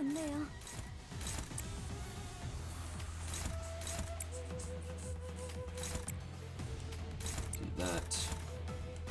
Do this. I guess I don't really need to build up, whatchamacallit, Tianju's Starblade right now. You just kind of go for whatever. Alrighty. Ugh. I guess I'm just getting a taste of how mirror dungeons were in the previous seasons. I really hope it doesn't take long. Nice, good coffin. Alright, I forgot that the AoEs only work in, oh my god. I forgot that AoEs only work with, chain battles. Alright, and then just kill this guy. Nice. Oh, this is gonna take a while, isn't it? Ay. Well, hopefully it'll only take that max like 40 minutes. If I can, I'll try to go to as many of the encounters, like of the mystery encounters as I can. That way I can hopefully. Oh, this one doesn't give you backup? Oh, whatever. I'll just use her because she's also Rupture. That's fine by me. I don't really mind it. Okay.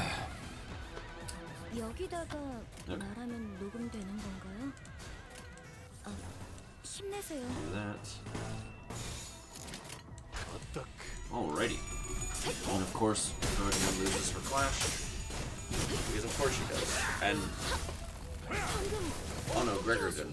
Gregor got his. Never mind.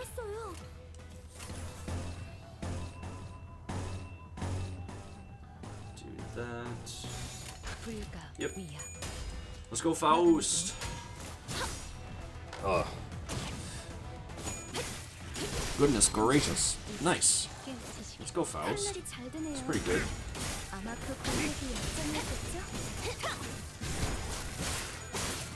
I just saw Ishmael lose all of her coins on that skill 3. That's... yeah. I guess so.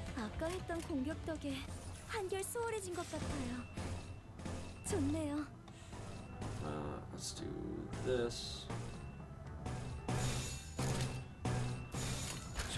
Nice.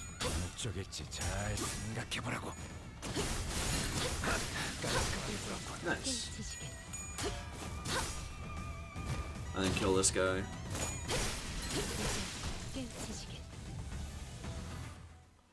Woohoo! Victory! I'm a little tired, I'm not gonna lie. Okay, so what do we have? Mystery fight, essentially the same thing. We'll go down here. This is odd. This mist is... I don't know when it happened, but a thick layer of mist had descended all around us. I have heard a tale of one such nightly stroll. In this tale, a clueless traveler heedlessly wanders into a brumorous haze and finds himself before an otherworldly being. Ah, stop it! Just as the sinners began loudly bickering with each other, I realized that there was something hazy standing in our way. Is that thing dancing? A mysterious thing dressed in white danced gracefully before us with a large blade in hand. When it met my gaze, or when I thought it did, a sheathed blade had materialized in my hand. What does it want me to do with it? Bleed. Oh, poise. Yes, please. Who should wield the sword? Faust, of course. Let's go, Faust. Faust wielded the sword. Faust effortlessly unsheathed the sword, threw the scabbard away, and gently lowered it to their side, its tip pointing toward the ground.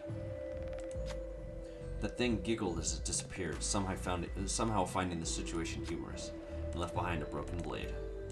Yay, broken blade!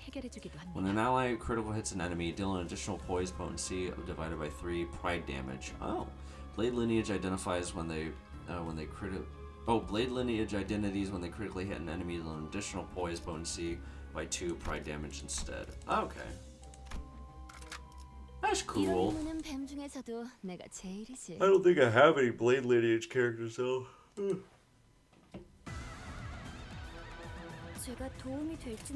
Alrighty. Let's see what we got. Oh no, that's offset. Probably can't do anything with that then. Let's go. Nice.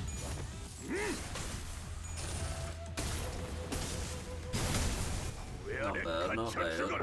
Ugh. Come on, Gregor. 여러분들 기분이 좋아 보이시네요. Get that. Oh no, we want this. So that he can clash.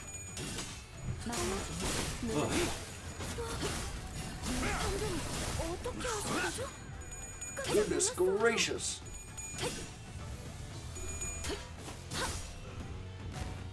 Real talk, I'm getting to the point where I'm just like, I'm so tired that I want to go to sleep right now, but I have work.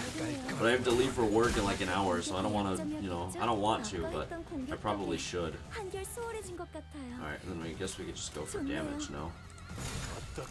Don't matter what happens now.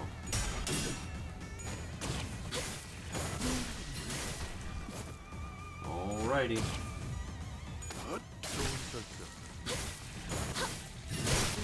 Nice. Alright, that's that. Woohoo!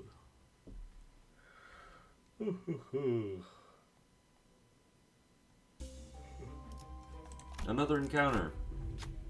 It's us Kurokuma clan's turf from here on out. Is it hard for you to understand that you gotta pay the toll to use our road, huh? People dressed in Kurokuma clan garb stand in the way of unarmed civilians, threatening them. I suppose that excuse was enough for them to tread on our territory as well. Ungdu does not hide her indignation. She's gritting her teeth. What should we do about them? Save the civilians. Alright, who will step forth? No, Don Quixote. 3 to 11. 6 to 18. 8 to 22. Yeah, we'll get the 3 to 11. Nice. Damn it. What the hell happened? I thought we'd driven them all away. After a grueling battle, Faust and Engdu managed to defeat or drive away the Kurokuma clan henchmen. You have my gratitude. I'm glad that we could provide some help. Yay, 30 SP. Thank you so much. The civilians freed from the threat of the Kurokuma clan each bow and give us their thanks. But you're not dressed like a local. If you don't mind us prying, who might you be? Say that you're with the Blade lineage. Okay. Now it's time for a Pride Eagle gift. Unselectable. Ah, shit. Well. Let's go. Hopefully. Oh, she got it! The civilians immediately kneeled before us and bowed profusely. Their voices tremble as they plead. We're sorry. We're so sorry. Please have mercy. Don't kill us. In a flustered attempt, Ryoshi tries to tell them that we have no cause nor intent to hurt them, but they refuse to listen. Take this at least. They raised their hand with the utmost deference. In their hands was what appeared to be a book. Taking a closer look at it, we realized that what they handed us was a filled ledger with black covers. Please forgive us. That's all we have with us at the moment. Try as we might to help them to their feet, the fear has already rooted them firmly into the ground. They don't even dare to raise their heads. We had no choice but to leave them there, leave them as they were. Black ledger. Nice. First turn, start of an encounter, gain random ego resources equal to the number of enemies. If there are 4 or more Blade lineage or Kurokuma clan identities participating in this encounter, gain ego resources for the least owned ego affinity instead. Okay, that's not bad. I don't have that, but like, okay.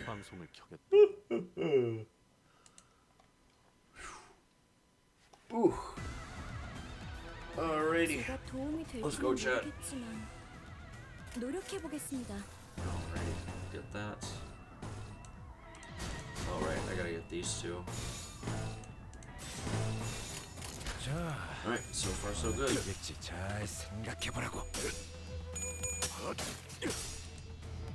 Bad. The more stuff he gets, the better.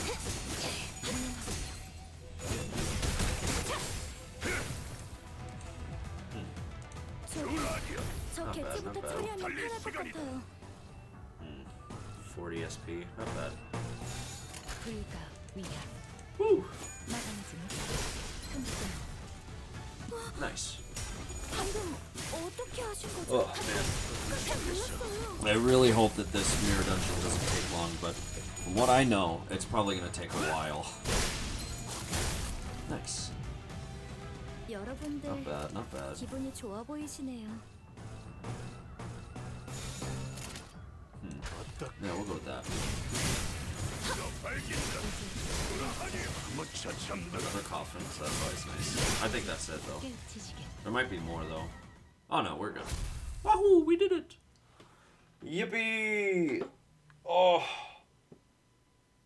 we're so good, chat. We're so good at this. Okay. Alright.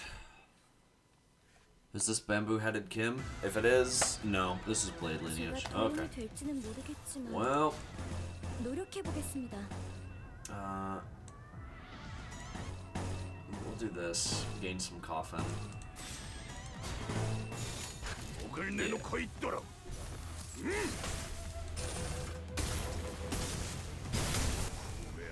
Alright, we'll just get one coffin, and then we'll go ahead and, you know. Let's go, Gregor! Let's go, Gregor! Nice! Hell yeah. 여러분들 So what is, this is 기분이 June, 좋아 right? 보이시네요. Yeah, June.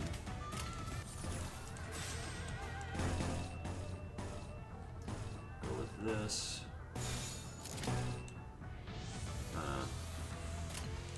Sure.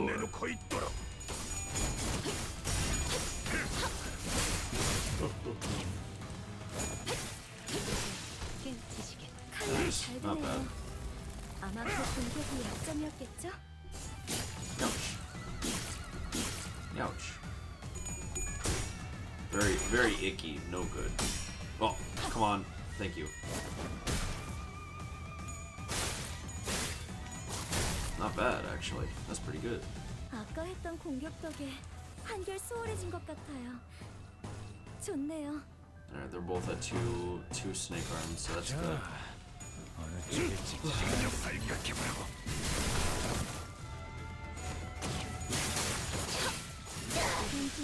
Oh, that was a cool double kill. You guys see that both Rodion and Faust got those kills in sync? That was sick. Alright, now this guy dies. He's staggered, so we're gonna do a lot more damage than usual. Oh, Ishmael's gonna get the kill. Nice.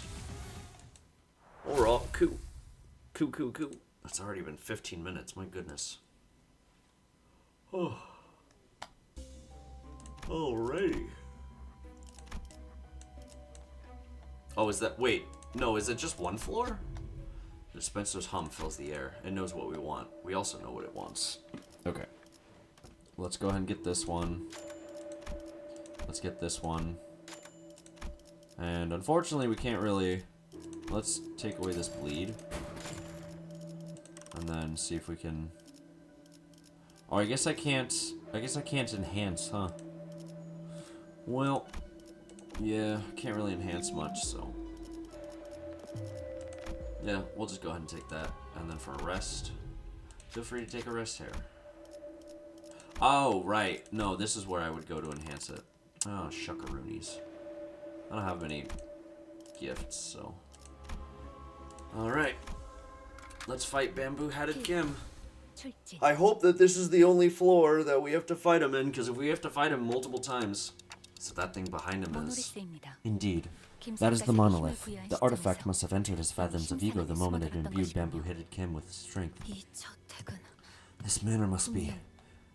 where the Mentor's last protectee resided before we departed Escort.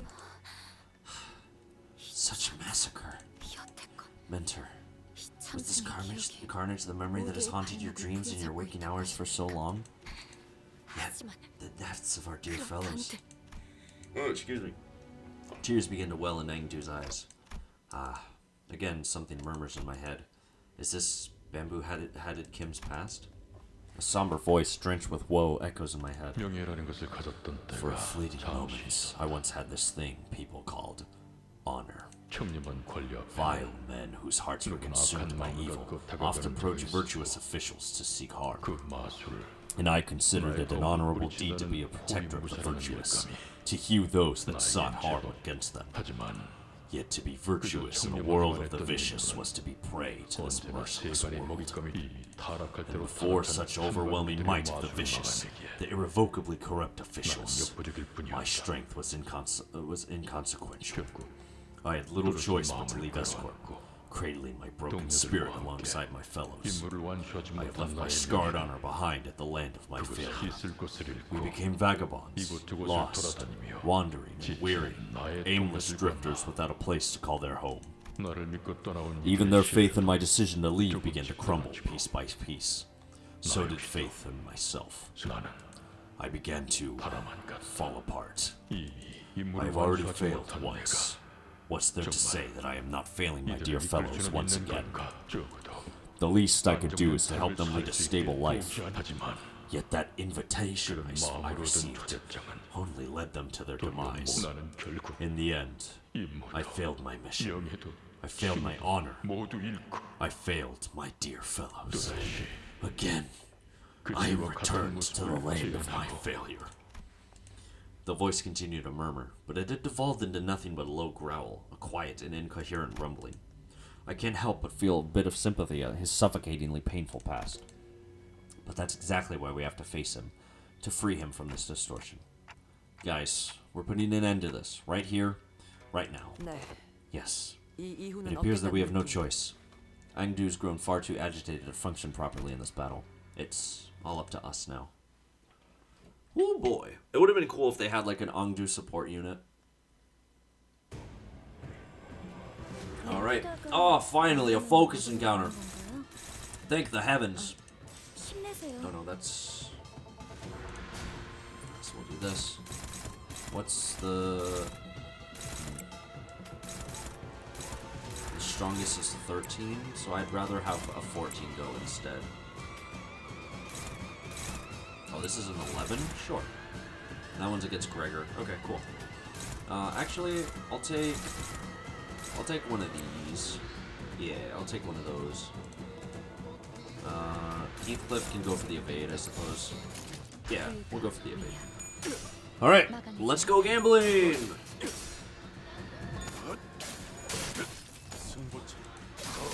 Nice. Good crit. Good crit. Alright, let's go Faust. Get that. Speed. That's what it is. Yeah, speed. Alright.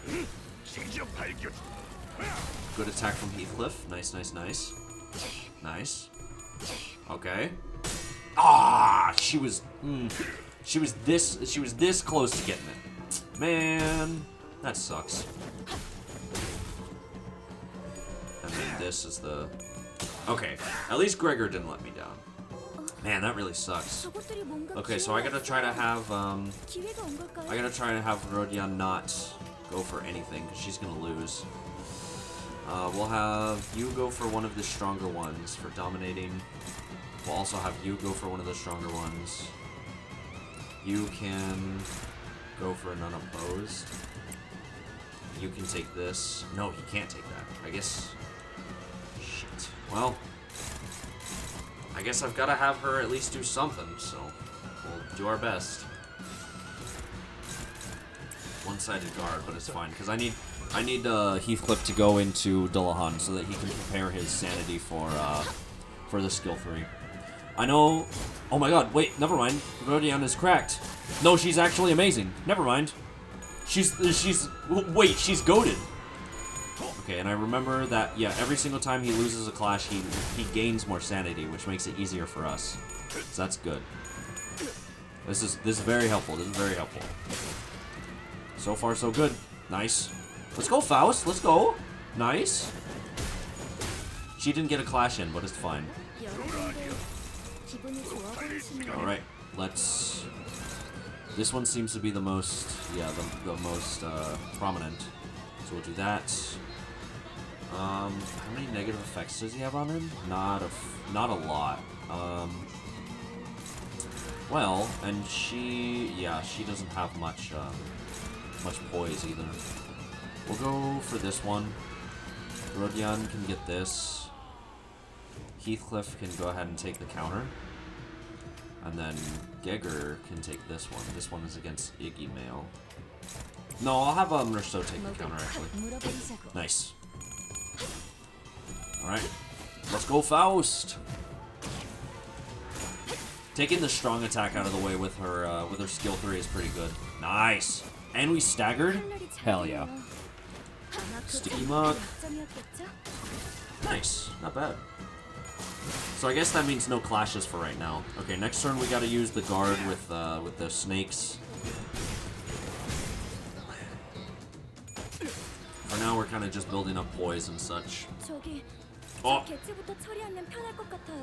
Oh, never mind. Wait, she's just guaranteed crit. Never mind. She's goated, and so is Gregor. We'll take this. Yeah, we'll just do as much damage as we can. Heathcliff, I trust that. Wild Hunt, I trust that you can murder. Okay, not bad. Nice. All right, time for skill 3s. 1, 2, 3. Oh, okay, that was it. Never mind. We win. Yippee! Well, that was easy. That was pretty easy, actually. Ah, the dungeon. After a grueling battle, and as we finally managed to drag bamboo-headed Kim to his knees. Like a mirage, the fathoms of ego began to fall apart. Well, I'm glad that the dungeon wasn't multiple floors. The monolith had already left the fathoms of ego, and was back at the center of the office. Just as the office began to resemble the one we had walked into, the radio I carried again began to buzz again. Hiya, can you hear me? If you do, give me a tick-tock. Tick-tock. Very funny, Dante. We know we just barely... you know we just barely survived a deadly encounter, right? It wasn't that deadly. We won. We won handily. Well, she asked me to. Perfect. We really don't have much time left. Since it looks like the monolith briefly stabilized, let me teach you how to lock it down. Don't take too long or that distortion's gonna turn into an abnormality. Follow my instructions to a T, and don't lag behind. It's all about precision and speed. She seems awfully cheerful for, how dire this situation is. I followed the radio's instruction to reach out to the monolith with my palms. Oh, some light came out of it when I reached out with my fingers. The voice coming from the radio was pretty nonchalant about all this, but it almost sounded like she could see exactly what I was looking at. Right, straight down from there. Yep, you're doing good. Now move left. Take it slow. Now! I couldn't help but wonder if I was doing this right, but I still followed her directions and drew a trail of light with my hand over the monolith. Mentor! The shimmering black tendrils began to withdraw from bamboo-headed Kim's body. Maybe the distortion is withdrawing too. Good work! Detective, the levels are stabilizing. I can't seem to stop calling you detective, huh? Sorry, old habits die hard, you know? Sounds like she's reporting to someone else on the other side of this communication. Good work, bus dudes! LCA will be there in a minute, so just sit tight. Huh? LCA? Not that rude after not that rude after team lady from earlier. Well, anyways, thanks for the assist, everyone. LCD Distortion Task Force Ezra, over and out. The radio shut up. Oh, excuse me. The radio shut off before any of us had the chance to say anything. Again. And not 5 seconds later. My, they're really piling in, huh? LCA, the Special Operations Unit. Orders. Commencing secured item retrieval. Right, the item is custody target T276, confirmed as secured. Well, looks like our job here is done. I didn't even have to say anything, not that they could hear me anyway, before the uniformed troops marched in and started attaching various tools to the monolith. Trouble. T27601 unconfirmed. Requesting location. What you blathering about? Rewording. Where's the distorted individual? I am aware of whom you seek. He sits next to the monolith. Huh? Where has he gone? The individual by the name of Amdu dragged him behind that sofa. Approximate time of event, 3 minutes ago. Didn't I ask you to tell us if you noticed something important going on in the background? I will make an immediate report should an identical incident occur. That's when I noticed the LCA agents were growing visibly uneasy. Alert. Abnormal reaction detected from an entity in T27601's proximity. And when that agent ran over and kicked over the sofa. Miss Engdu! There was Engdu, her arms tightly wrapped around bamboo-headed Kim. Her hand holding a blade that dug deep into her mentor's flesh. I know not of your painful past, I cannot possibly know in detail what you have gone through. But, that cannot be a just reason, an excuse for cutting down your very own fellows. Miss Engdu, that man was not himself. If the blade has consumed my mentor, turned him into a fiend, then I will end him myself. It has to be me. No, not at all. It's all excuses. That's all it is. If Mentor didn't bring some odd invitation to us, if he hadn't caused us to flee Escort, our home to begin with. Yes, I hear you. Your voice is finally growing clearer. Mutation. Distortion of the subject identity confirmed. Suspicion. Phase 1 of the monolith reactivation process may have been engaged. We can't just let her be. She's gonna distort. Merceau, knock Miss Engdu out. Merceau struck Engdu hard before the LCA agents even had the chance to do anything. Stabilized. Distortion nullified by the subject's loss of consciousness. Stab wound confirmed on subject T2701, T27601. Wound not critical. Will not pose challenge to retrieval and recovery. I've carried out the task as you have ordered. Thank you. Whoa. What just happened? Was that caused by the monolith's influence too? A plausible explanation. The monolith was properly sealed, but its lingering influence seems to have seeped into it. Hey, the levels went bonkers over there just now. The radio began buzzing all on its own again. Requesting radio. I will receive LCD's message. Okay. Acknowledged. Please speak. Huh? Oh, you're LCA, aren't you? I'm Ezra from LCD. Nice to... Acknowledged. Commencing sit. You know what? You're not the only one who knows how to cut people off. I already got your sit rep, okay? I don't need it. There are 2 people there, right? Just bring them both over here. Negative. Exact orders state that retrieval targets are to be... Come on, loosen up some, huh? Concern. The monolith alone will be a difficult subject to contain. That's okay. Our very own our very own LCD team leader said she'll take care of it. Besides, that monolith, Detective and I have successfully retrieved that before. And, considering that the 2 of them are both returnees from the library, considering that the 2 of them have both been pulled from the edge of distortion, it'll definitely help us with our records, don't you think? Understood. However, what the hell? Are we kidnapping them for some dodgy human experiments or something? Okay, so I know that there's been scary rumors of kidnappings in T-Corp, but what we're doing here is completely unrelated, alright? I'd appreciate it if you didn't compare us to the likes of those Backstreets rumors. Sure, you guys can leave them there, but if we don't take them in, they'll distort and get killed. And who knows, the Kurokumu clan or even the Thumb could catch wind of this and pick them up instead. I suppose you're right. Anyways, make sure to bring them in. Both of them. Okay? Acknowledged. Retrieving now. The call dropped. The agent swarmed around the pair, bound them, and disappeared out the door. All of it was done in one fluid practice motion. I don't know when it happened, but they'd already retrieved the monolith when that LCA agent picked up LCD's call. Right. So, mission accomplished, huh? I guess so. Warning. Recommended action for the manager. Immediate extraction from the scene. Imminent arrival of the Thumb. Highly likely. So, after the middle is the Thumb. What I wouldn't give to see the look on their stuck-up faces. I think he's telling us to get out of here before the Thumb catches us red-handed. Correction. Limbus Company was already on a crash course against the Thumb the moment we commenced this mission. That makes sense. It'll only be a matter of time before they put the pieces together and realize that we're involved in what happened. Are you sure that we can handle not only the middle, but also the Thumb? Irrelevant. A foe is a friend, and a friend is a foe for Limbus Company. Delayed. Extracting scene first. With that cryptic message, the LCA agent quickly withdrew from the scene. He knows something, but won't tell us what it is. At least that was the impression I got from the way he spoke. I came to meet so many departments of the company in such quick succession. The LCA, the LCD, and the LCCA. An old question arose once again, something I'd forgotten as we kept ourselves busy with the missions we've carried out so far. I really don't know much about this company I'm working for. And there's this mysterious Herman, and the equally puzzling Damien.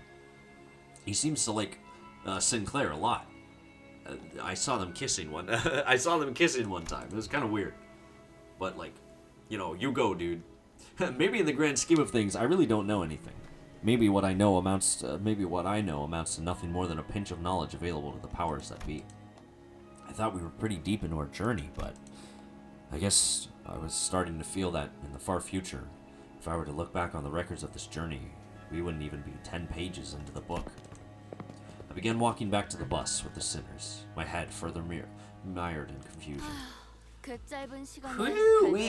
We really ran into a lot of people in such a short time, huh? Well, I'm happy that I got to know more about the workings of this company. Once we returned to the bus, the sinners each began chattering away about what had just happened. I wonder what's going to happen to Angdu or Bamboo-Hatted Kim. That does not appear to be information we are privy to. Though we all work under the same company, all that the LCD shared with us was the name of our contact, Ezra. Then, is Limba's company truly kidnapping people for human experiment? You don't just start experimenting on humans like that. It's not something that just happens. Remember what that LCD woman said? Rumors are just that. Rumors. Gregor furrowed his brows as though some unpleasant memories of the past began flooding in. He dug into his pockets for a cigarette. There's LCD, but LCA just seems really out of place, even when compared to other departments. It's like they're from a completely different company. As we made our way back to the bus, I slowly began to organize my thoughts on everything that's happened. I did know that it wasn't the most productive thing for me to do. Faust, you're not going to answer any of my questions, are you? I apologize. At the present moment, it is difficult for me to Sorry. I apologize. At the present moment, it is difficult for me to disclose any information that does not concern the LCB department. Its impatience is a prerequisite for boarding this bus. It's like impatience is a prerequisite for boarding this bus. Manager or sinner? Virgilius sighed as he muttered. He must have been burying my clock head in my palms. He must have seen me burying my clock head in my palms. Your journey will inevitably lead to the answers to all of your questions, Dante. What Gregor meant is before they start experimenting on them, they usually get tricked to sign a contractor to give consent first. It's a whole process. Yeah, that makes sense. Sounds like something that the company would do. Just follow the path and it shall all be revealed. You have no reason to rush. Besides, Virgilius' gaze fixed for a brief moment, slightly above my head. I wonder if he's looking at my flame. It's nothing. Perhaps your impatience is rubbing off on me. I suppose I shall find out along the way as well. Virgilius scoffed, muttered something incomprehensible to himself, then turned away from me. It was clear that he had no intention of continuing this exchange. Let's go, Karen. Been waiting for vroom time. Driving to the famous heights of T-Corp. So, the bus took off once again, sometimes bustling, sometimes dead silent. Yippee! I beat the thing! Yippee! 오늘 부끄럽지 않았습니다. Hooray! I think there's one more story mission though that I gotta do before I complete the chapter, probably. Oh no, that was it. My bad. Hold on. Yeah, so there's that. Let's get this lunacy, baby. I didn't even notice that this was the last one. Most employees in all these companies give a similar consent. Oh, I see. That makes sense. Risk levels and classifications? Sure, we'll go ahead and read this before I end stream. None of the companies are liable for anything that happens to you during their workplace, unless you're a paying customer, and even then it's like it's if they feel like it. Damn. I guess the traffic sucks no matter which nest we go to. We've been traveling at a snail's pace through the extreme congestion of the nest for several days. Now, Rodya, clearly affected by this boredom, sighed and muttered. We've been through similar long periods of inactivity before, but boredom isn't something one could easily get used to. I suppose it became a part of my job to listen to the sinners complain about the slow pace of our travel.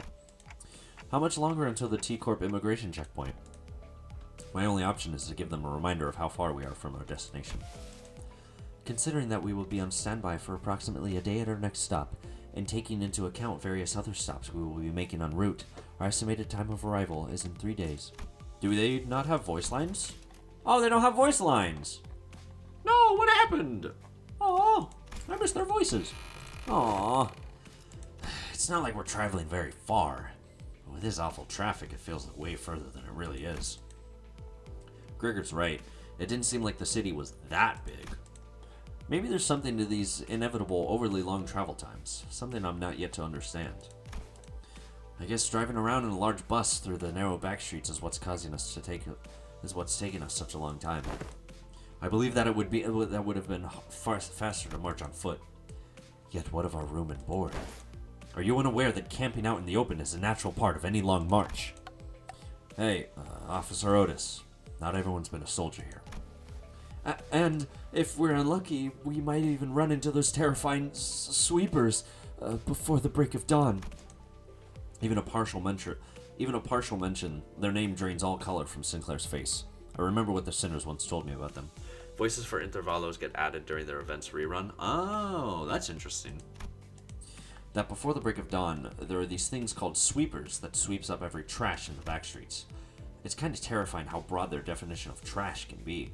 They call that hour the night in the back streets, or something like that. This bus is one of the few vehicles recognized by the city as a residential vehicle, which means that we remain safe from the hands of sweepers. Attempting to sleep outside the bus in the back streets would not permit a restful sleep. Instead, one would be forced to survive the onslaught of sweepers for an hour in the early hours of dawn. Makes sense. Those sweepers do steer clear of the residential areas, after all. A slow yet safe travel by vehicle, or a fast yet high-risk march on foot. This is quite the strategic dilemma. I do not believe that the latter option is up for consideration of any fellow. The bus is once again consumed by commotion. And into that commotion barged in the creak of an opening door and a familiar sigh.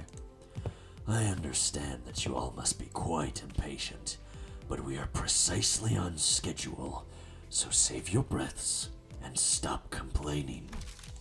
By the looks on your faces, I would have been worrying about a mutiny if I didn't know any better. Those papers in your hand, new orders from the higher-ups? Virgilius was holding what appeared to be a bundle of freshly printed paper. This wasn't the first time something like this happened. Sometimes after communicating in his room with the higher-ups of the company, he'd bring out a few sheets of paper to bring us up to speed. Yes, a new update. Don't tell me we're going on another detour. I'll say that I'm quite done cleaning up these distorted messes. Look, we have to get to... Stop whining like a petulant child. There won't be more detours until we reach our current destination.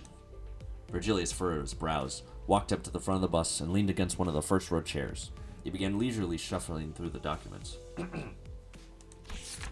This is just an announcement. It says here that there will be changes to how your records of abnormalities, distortions, and peccatula are categorized. Huh? Wait, so we gotta do a bunch of paperwork? No. Once completed, your observation logs are all digitized and shared with the upper echelons of the company. Of course, if the observation logs themselves need to be edited, there may be orders to make direct adjustments by hand. However, the categorization for each entity will be updated automatically. They are merely informing the Sinners of the upcoming changes. It is nice to have someone else do the explaining for once. She's right. I presume that this has aught to do with the new types of peccatula that we have encountered afore. Yes, but that isn't all. Virgilius closed his eyes wearily and lightly folded the papers in his hands. He called it to the two Sinners. Yi Sang, Ishmael. He was pointing at Ishmael and Yi Sang. Yeah? You have called upon my name? I'll leave it to you two model students to explain the contents of this document. I don't feel like I'm up to the task of explaining what's on this paper to all of you. With that, Virgilius pretty much shoved the paper in Ishmael's hands before taking a seat in the front row of the bus. Did he just dump his responsibility onto us? Ishmael didn't seem too happy about this sudden turn of events. Still, she opened the documents and began reading. I can never tell if he actually doesn't care about us or if he just naturally comes off as a cold person. So what does the thing say, Ishi? Give me a sec. So, does it say anything about the abnormalities? Looks like these documents are from the LCD. Sender addresses says, "Ooh, LCD is the department that contacted Manager Esquire, is it not?" Ezra, was it? I still vividly remember her chaotic, bubbly voice coming through the radio. The former L Corp, BAH. The bus begins to fill with the familiar hectic buzz once again. Well, if you would allow me to... Ms. Ishmael? Yusang chimed in to help with Ishmael's explanation of the documents, but this is exactly why I'm the only one who ever reads the guides. I can see veins starting to pop in Ishmael's fingers. At this rate, she's going to drop the documents in favor of her mace. Oh, wait, Ishmael, I got this. Calm down. I hurried over to Ishmael and practically hung onto the documents in her hands. We nearly tore the bundle of documents in half, but she quickly gave up and loosened her grip. Ryoshu, Otis, please keep Don Quixote and Heathcliff quiet while I take care of this. Oh, yes. This'll be fun. Without killing them or beating them up, please. BAH. Ryoshu slowly lowered Don Quixote's lance she'd picked up. Alright then. If you have any questions while Ishmael reads from the document, raise your hands to be recognized. Yisang, Faust, you guys don't need to raise your hands to speak, so please chime in if there are any details you can elaborate on. Understood. Very well. Rodya, if anyone tries to speak out of turn, please smack them lightly in the head. If you do good, I'll make sure to order you extra desserts during our team dinner. Hold on, wait, I gotta make sure I do the whistle right. You sure know how to motivate people, Dante. What an impressive growth of leadership capabilities, Executive Manager. Alrighty then. First bonk goes to... Wait! This wasn't... A few minutes later, after a quick commotion, I found the situation settled enough to return the documents to Ishmael's hands. Then, I'll leave it to you. So, the former L Corp, also known as the Lobotomy Corporation, used to contain and manage the abnormalities that we faced in their branches. Even taking into account that their strengths were suppressed by the Golden Bows, there was a pretty significant difference between their risk level categorizations and the actual risk involved in facing them. Other employees and the higher-ups of Limbus Company also apparently felt that something was familiar yet off, and that's why they investigated this issue through the LCD department. So far, there have been 5 categories of risk levels. 5? Aren't there only 4 of them? Bonk! Rodya punched Heathcliff in the crown of his head, and he promptly slumped to the ground, out cold! Maybe it was the suddenness of the attack that did it? You didn't kill him, did you? Nah, he'll be fine. It's Heath. It's not like I smacked him that hard. Sinclair quietly raised his hand. Alright, you can go ahead. Ishmael nodded at Sinclair. Well, I thought there were only 4 risk levels. Zayn, Teth, he, and Wa. Just like Heathcliff said. They're the only ones we've seen so far, yeah. But according to these documents, the highest risk level category is labeled Aleph. Like I said earlier, there's a pretty significant disparity between the categorization standards and our experience with them in the field, which is why they're apparently planning to make overhauls to those standards by Limbus Company standards. Go ahead, Merceau. I must inquire what exactly this overhaul entertains. Does this mean that the abnormalities will be recategorized within the pre-existing framework of categorization, or will additional risk level categories be created? It doesn't elaborate that far, but it says here that Lobotomy Corporation used each abnormality's enkephalin production capability to categorize them into different risk levels. Abnormalities with more complicated, difficult management conditions apparently produced more enkephalin. I guess the more complicated an abnormality is, the harder they are to fight. That does line up with our own experiences, sort of. But it can hardly be said that it was flawless. Looks to me that they're trying to make these risk levels better reflect our own field experiences, which doesn't rule out the possibility of them adding more tiers to the pre-existing ones. For we conduct, not management, but combat against these foes. It is sensible that the standards for risk levels be adjusted to in accordance to... Rodya, wait! Yisang can speak without raising his hand. Oh, right. My bad. I managed to stop Rodya just before her fist connected with Yisang's crown. It was almost as if she was moving based on pure instinct. So, that's why they're overhauling the risk levels based on the actual risk that each abnormality poses in battle. So we do well to be wary of the possible changes to the risk levels written in the observation logs. Oh, and they'll let us know again once the precise details are decided. The next section is about distortions, which... Don Quixote raised her hand. Roja is stronger than Heath, maybe even more so. Yeah, it's really funny, honestly. Just like how much, like especially the grip strength. I love Roja just because of how strong she is. It's really funny in terms of physical upper body strength, at least. But Ishmael continued to explain without coming to a stop. She probably just ignored her. So far, we've been using the same subject classification codes as abnormalities for distortions, but it's gotten pretty clear that there is a big difference between them. Enough to give these two groups distinct classification codes. The difference being, Hong Lu raised his hand and Ishmael nodded. Don Quixote appeared a bit crestfallen. No, Don! The difference is that when defeated, abnormalities transform into their egg-like forms, but distortions don't. Am I right? Correct. Distortions can be completely subdued simply by defeating them in battle, but any method of fully slaying an abnormality is yet to be discovered, even in theory. So she says, well, we've all had first-hand experience against them, so it shouldn't be too hard to understand. Here comes the last subject. This one's about the Pecatula. They're going to give them a classification code scheme different from the abnormalities as well, including the new type of Pecatula we recently encountered. Let's see. Classification basis, abnormalities and distortions both have elements of uniqueness that is missing in each individual Pecatula. Considering this, it has been deemed... okay. I don't really get what this is talking about.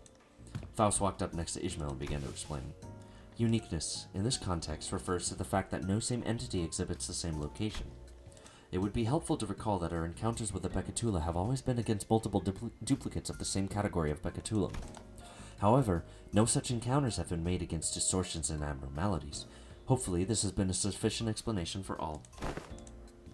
Alright, so simply put, we can just toss them Pecatula all in the same bin, but each and every one of them abnormalities and distortions is special and unique, eh? They could have explained it much easier if they just bonk! Heathcliff seemed to have woken up from his coma, but... I'll be looking forward to that extra dessert. His moment of lucidity barely lasted a moment. And that's all there is to it. Whew, that was pretty great, huh? It's refreshing doing something like this once in a while. Don Quixote has not lowered her hand since Ishmael ignored her for the first time, not even for a brief moment. Fine, ask away.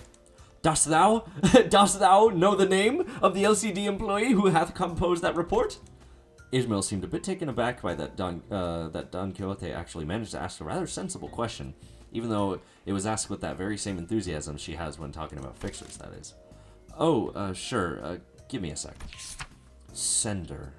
LCD On-Site Investigation Reasoning Team Leader, Moses. Well, we might as well keep that name in mind since we'll probably run into them sooner or later. I'm sorry for ignoring you, Don Quixote. Though Don Quixote was finally given the answer she so passionately craved, she did not appear happy or excited about it. Instead, she seemed to be absorbed in deep thought. Something wrong, Don Quixote? I recall hearing that name in the past, yet I cannot recall as to who that name may have belonged to. Okay, now we're actually done. Darn, thought I'd be able to collect a bit more dessert.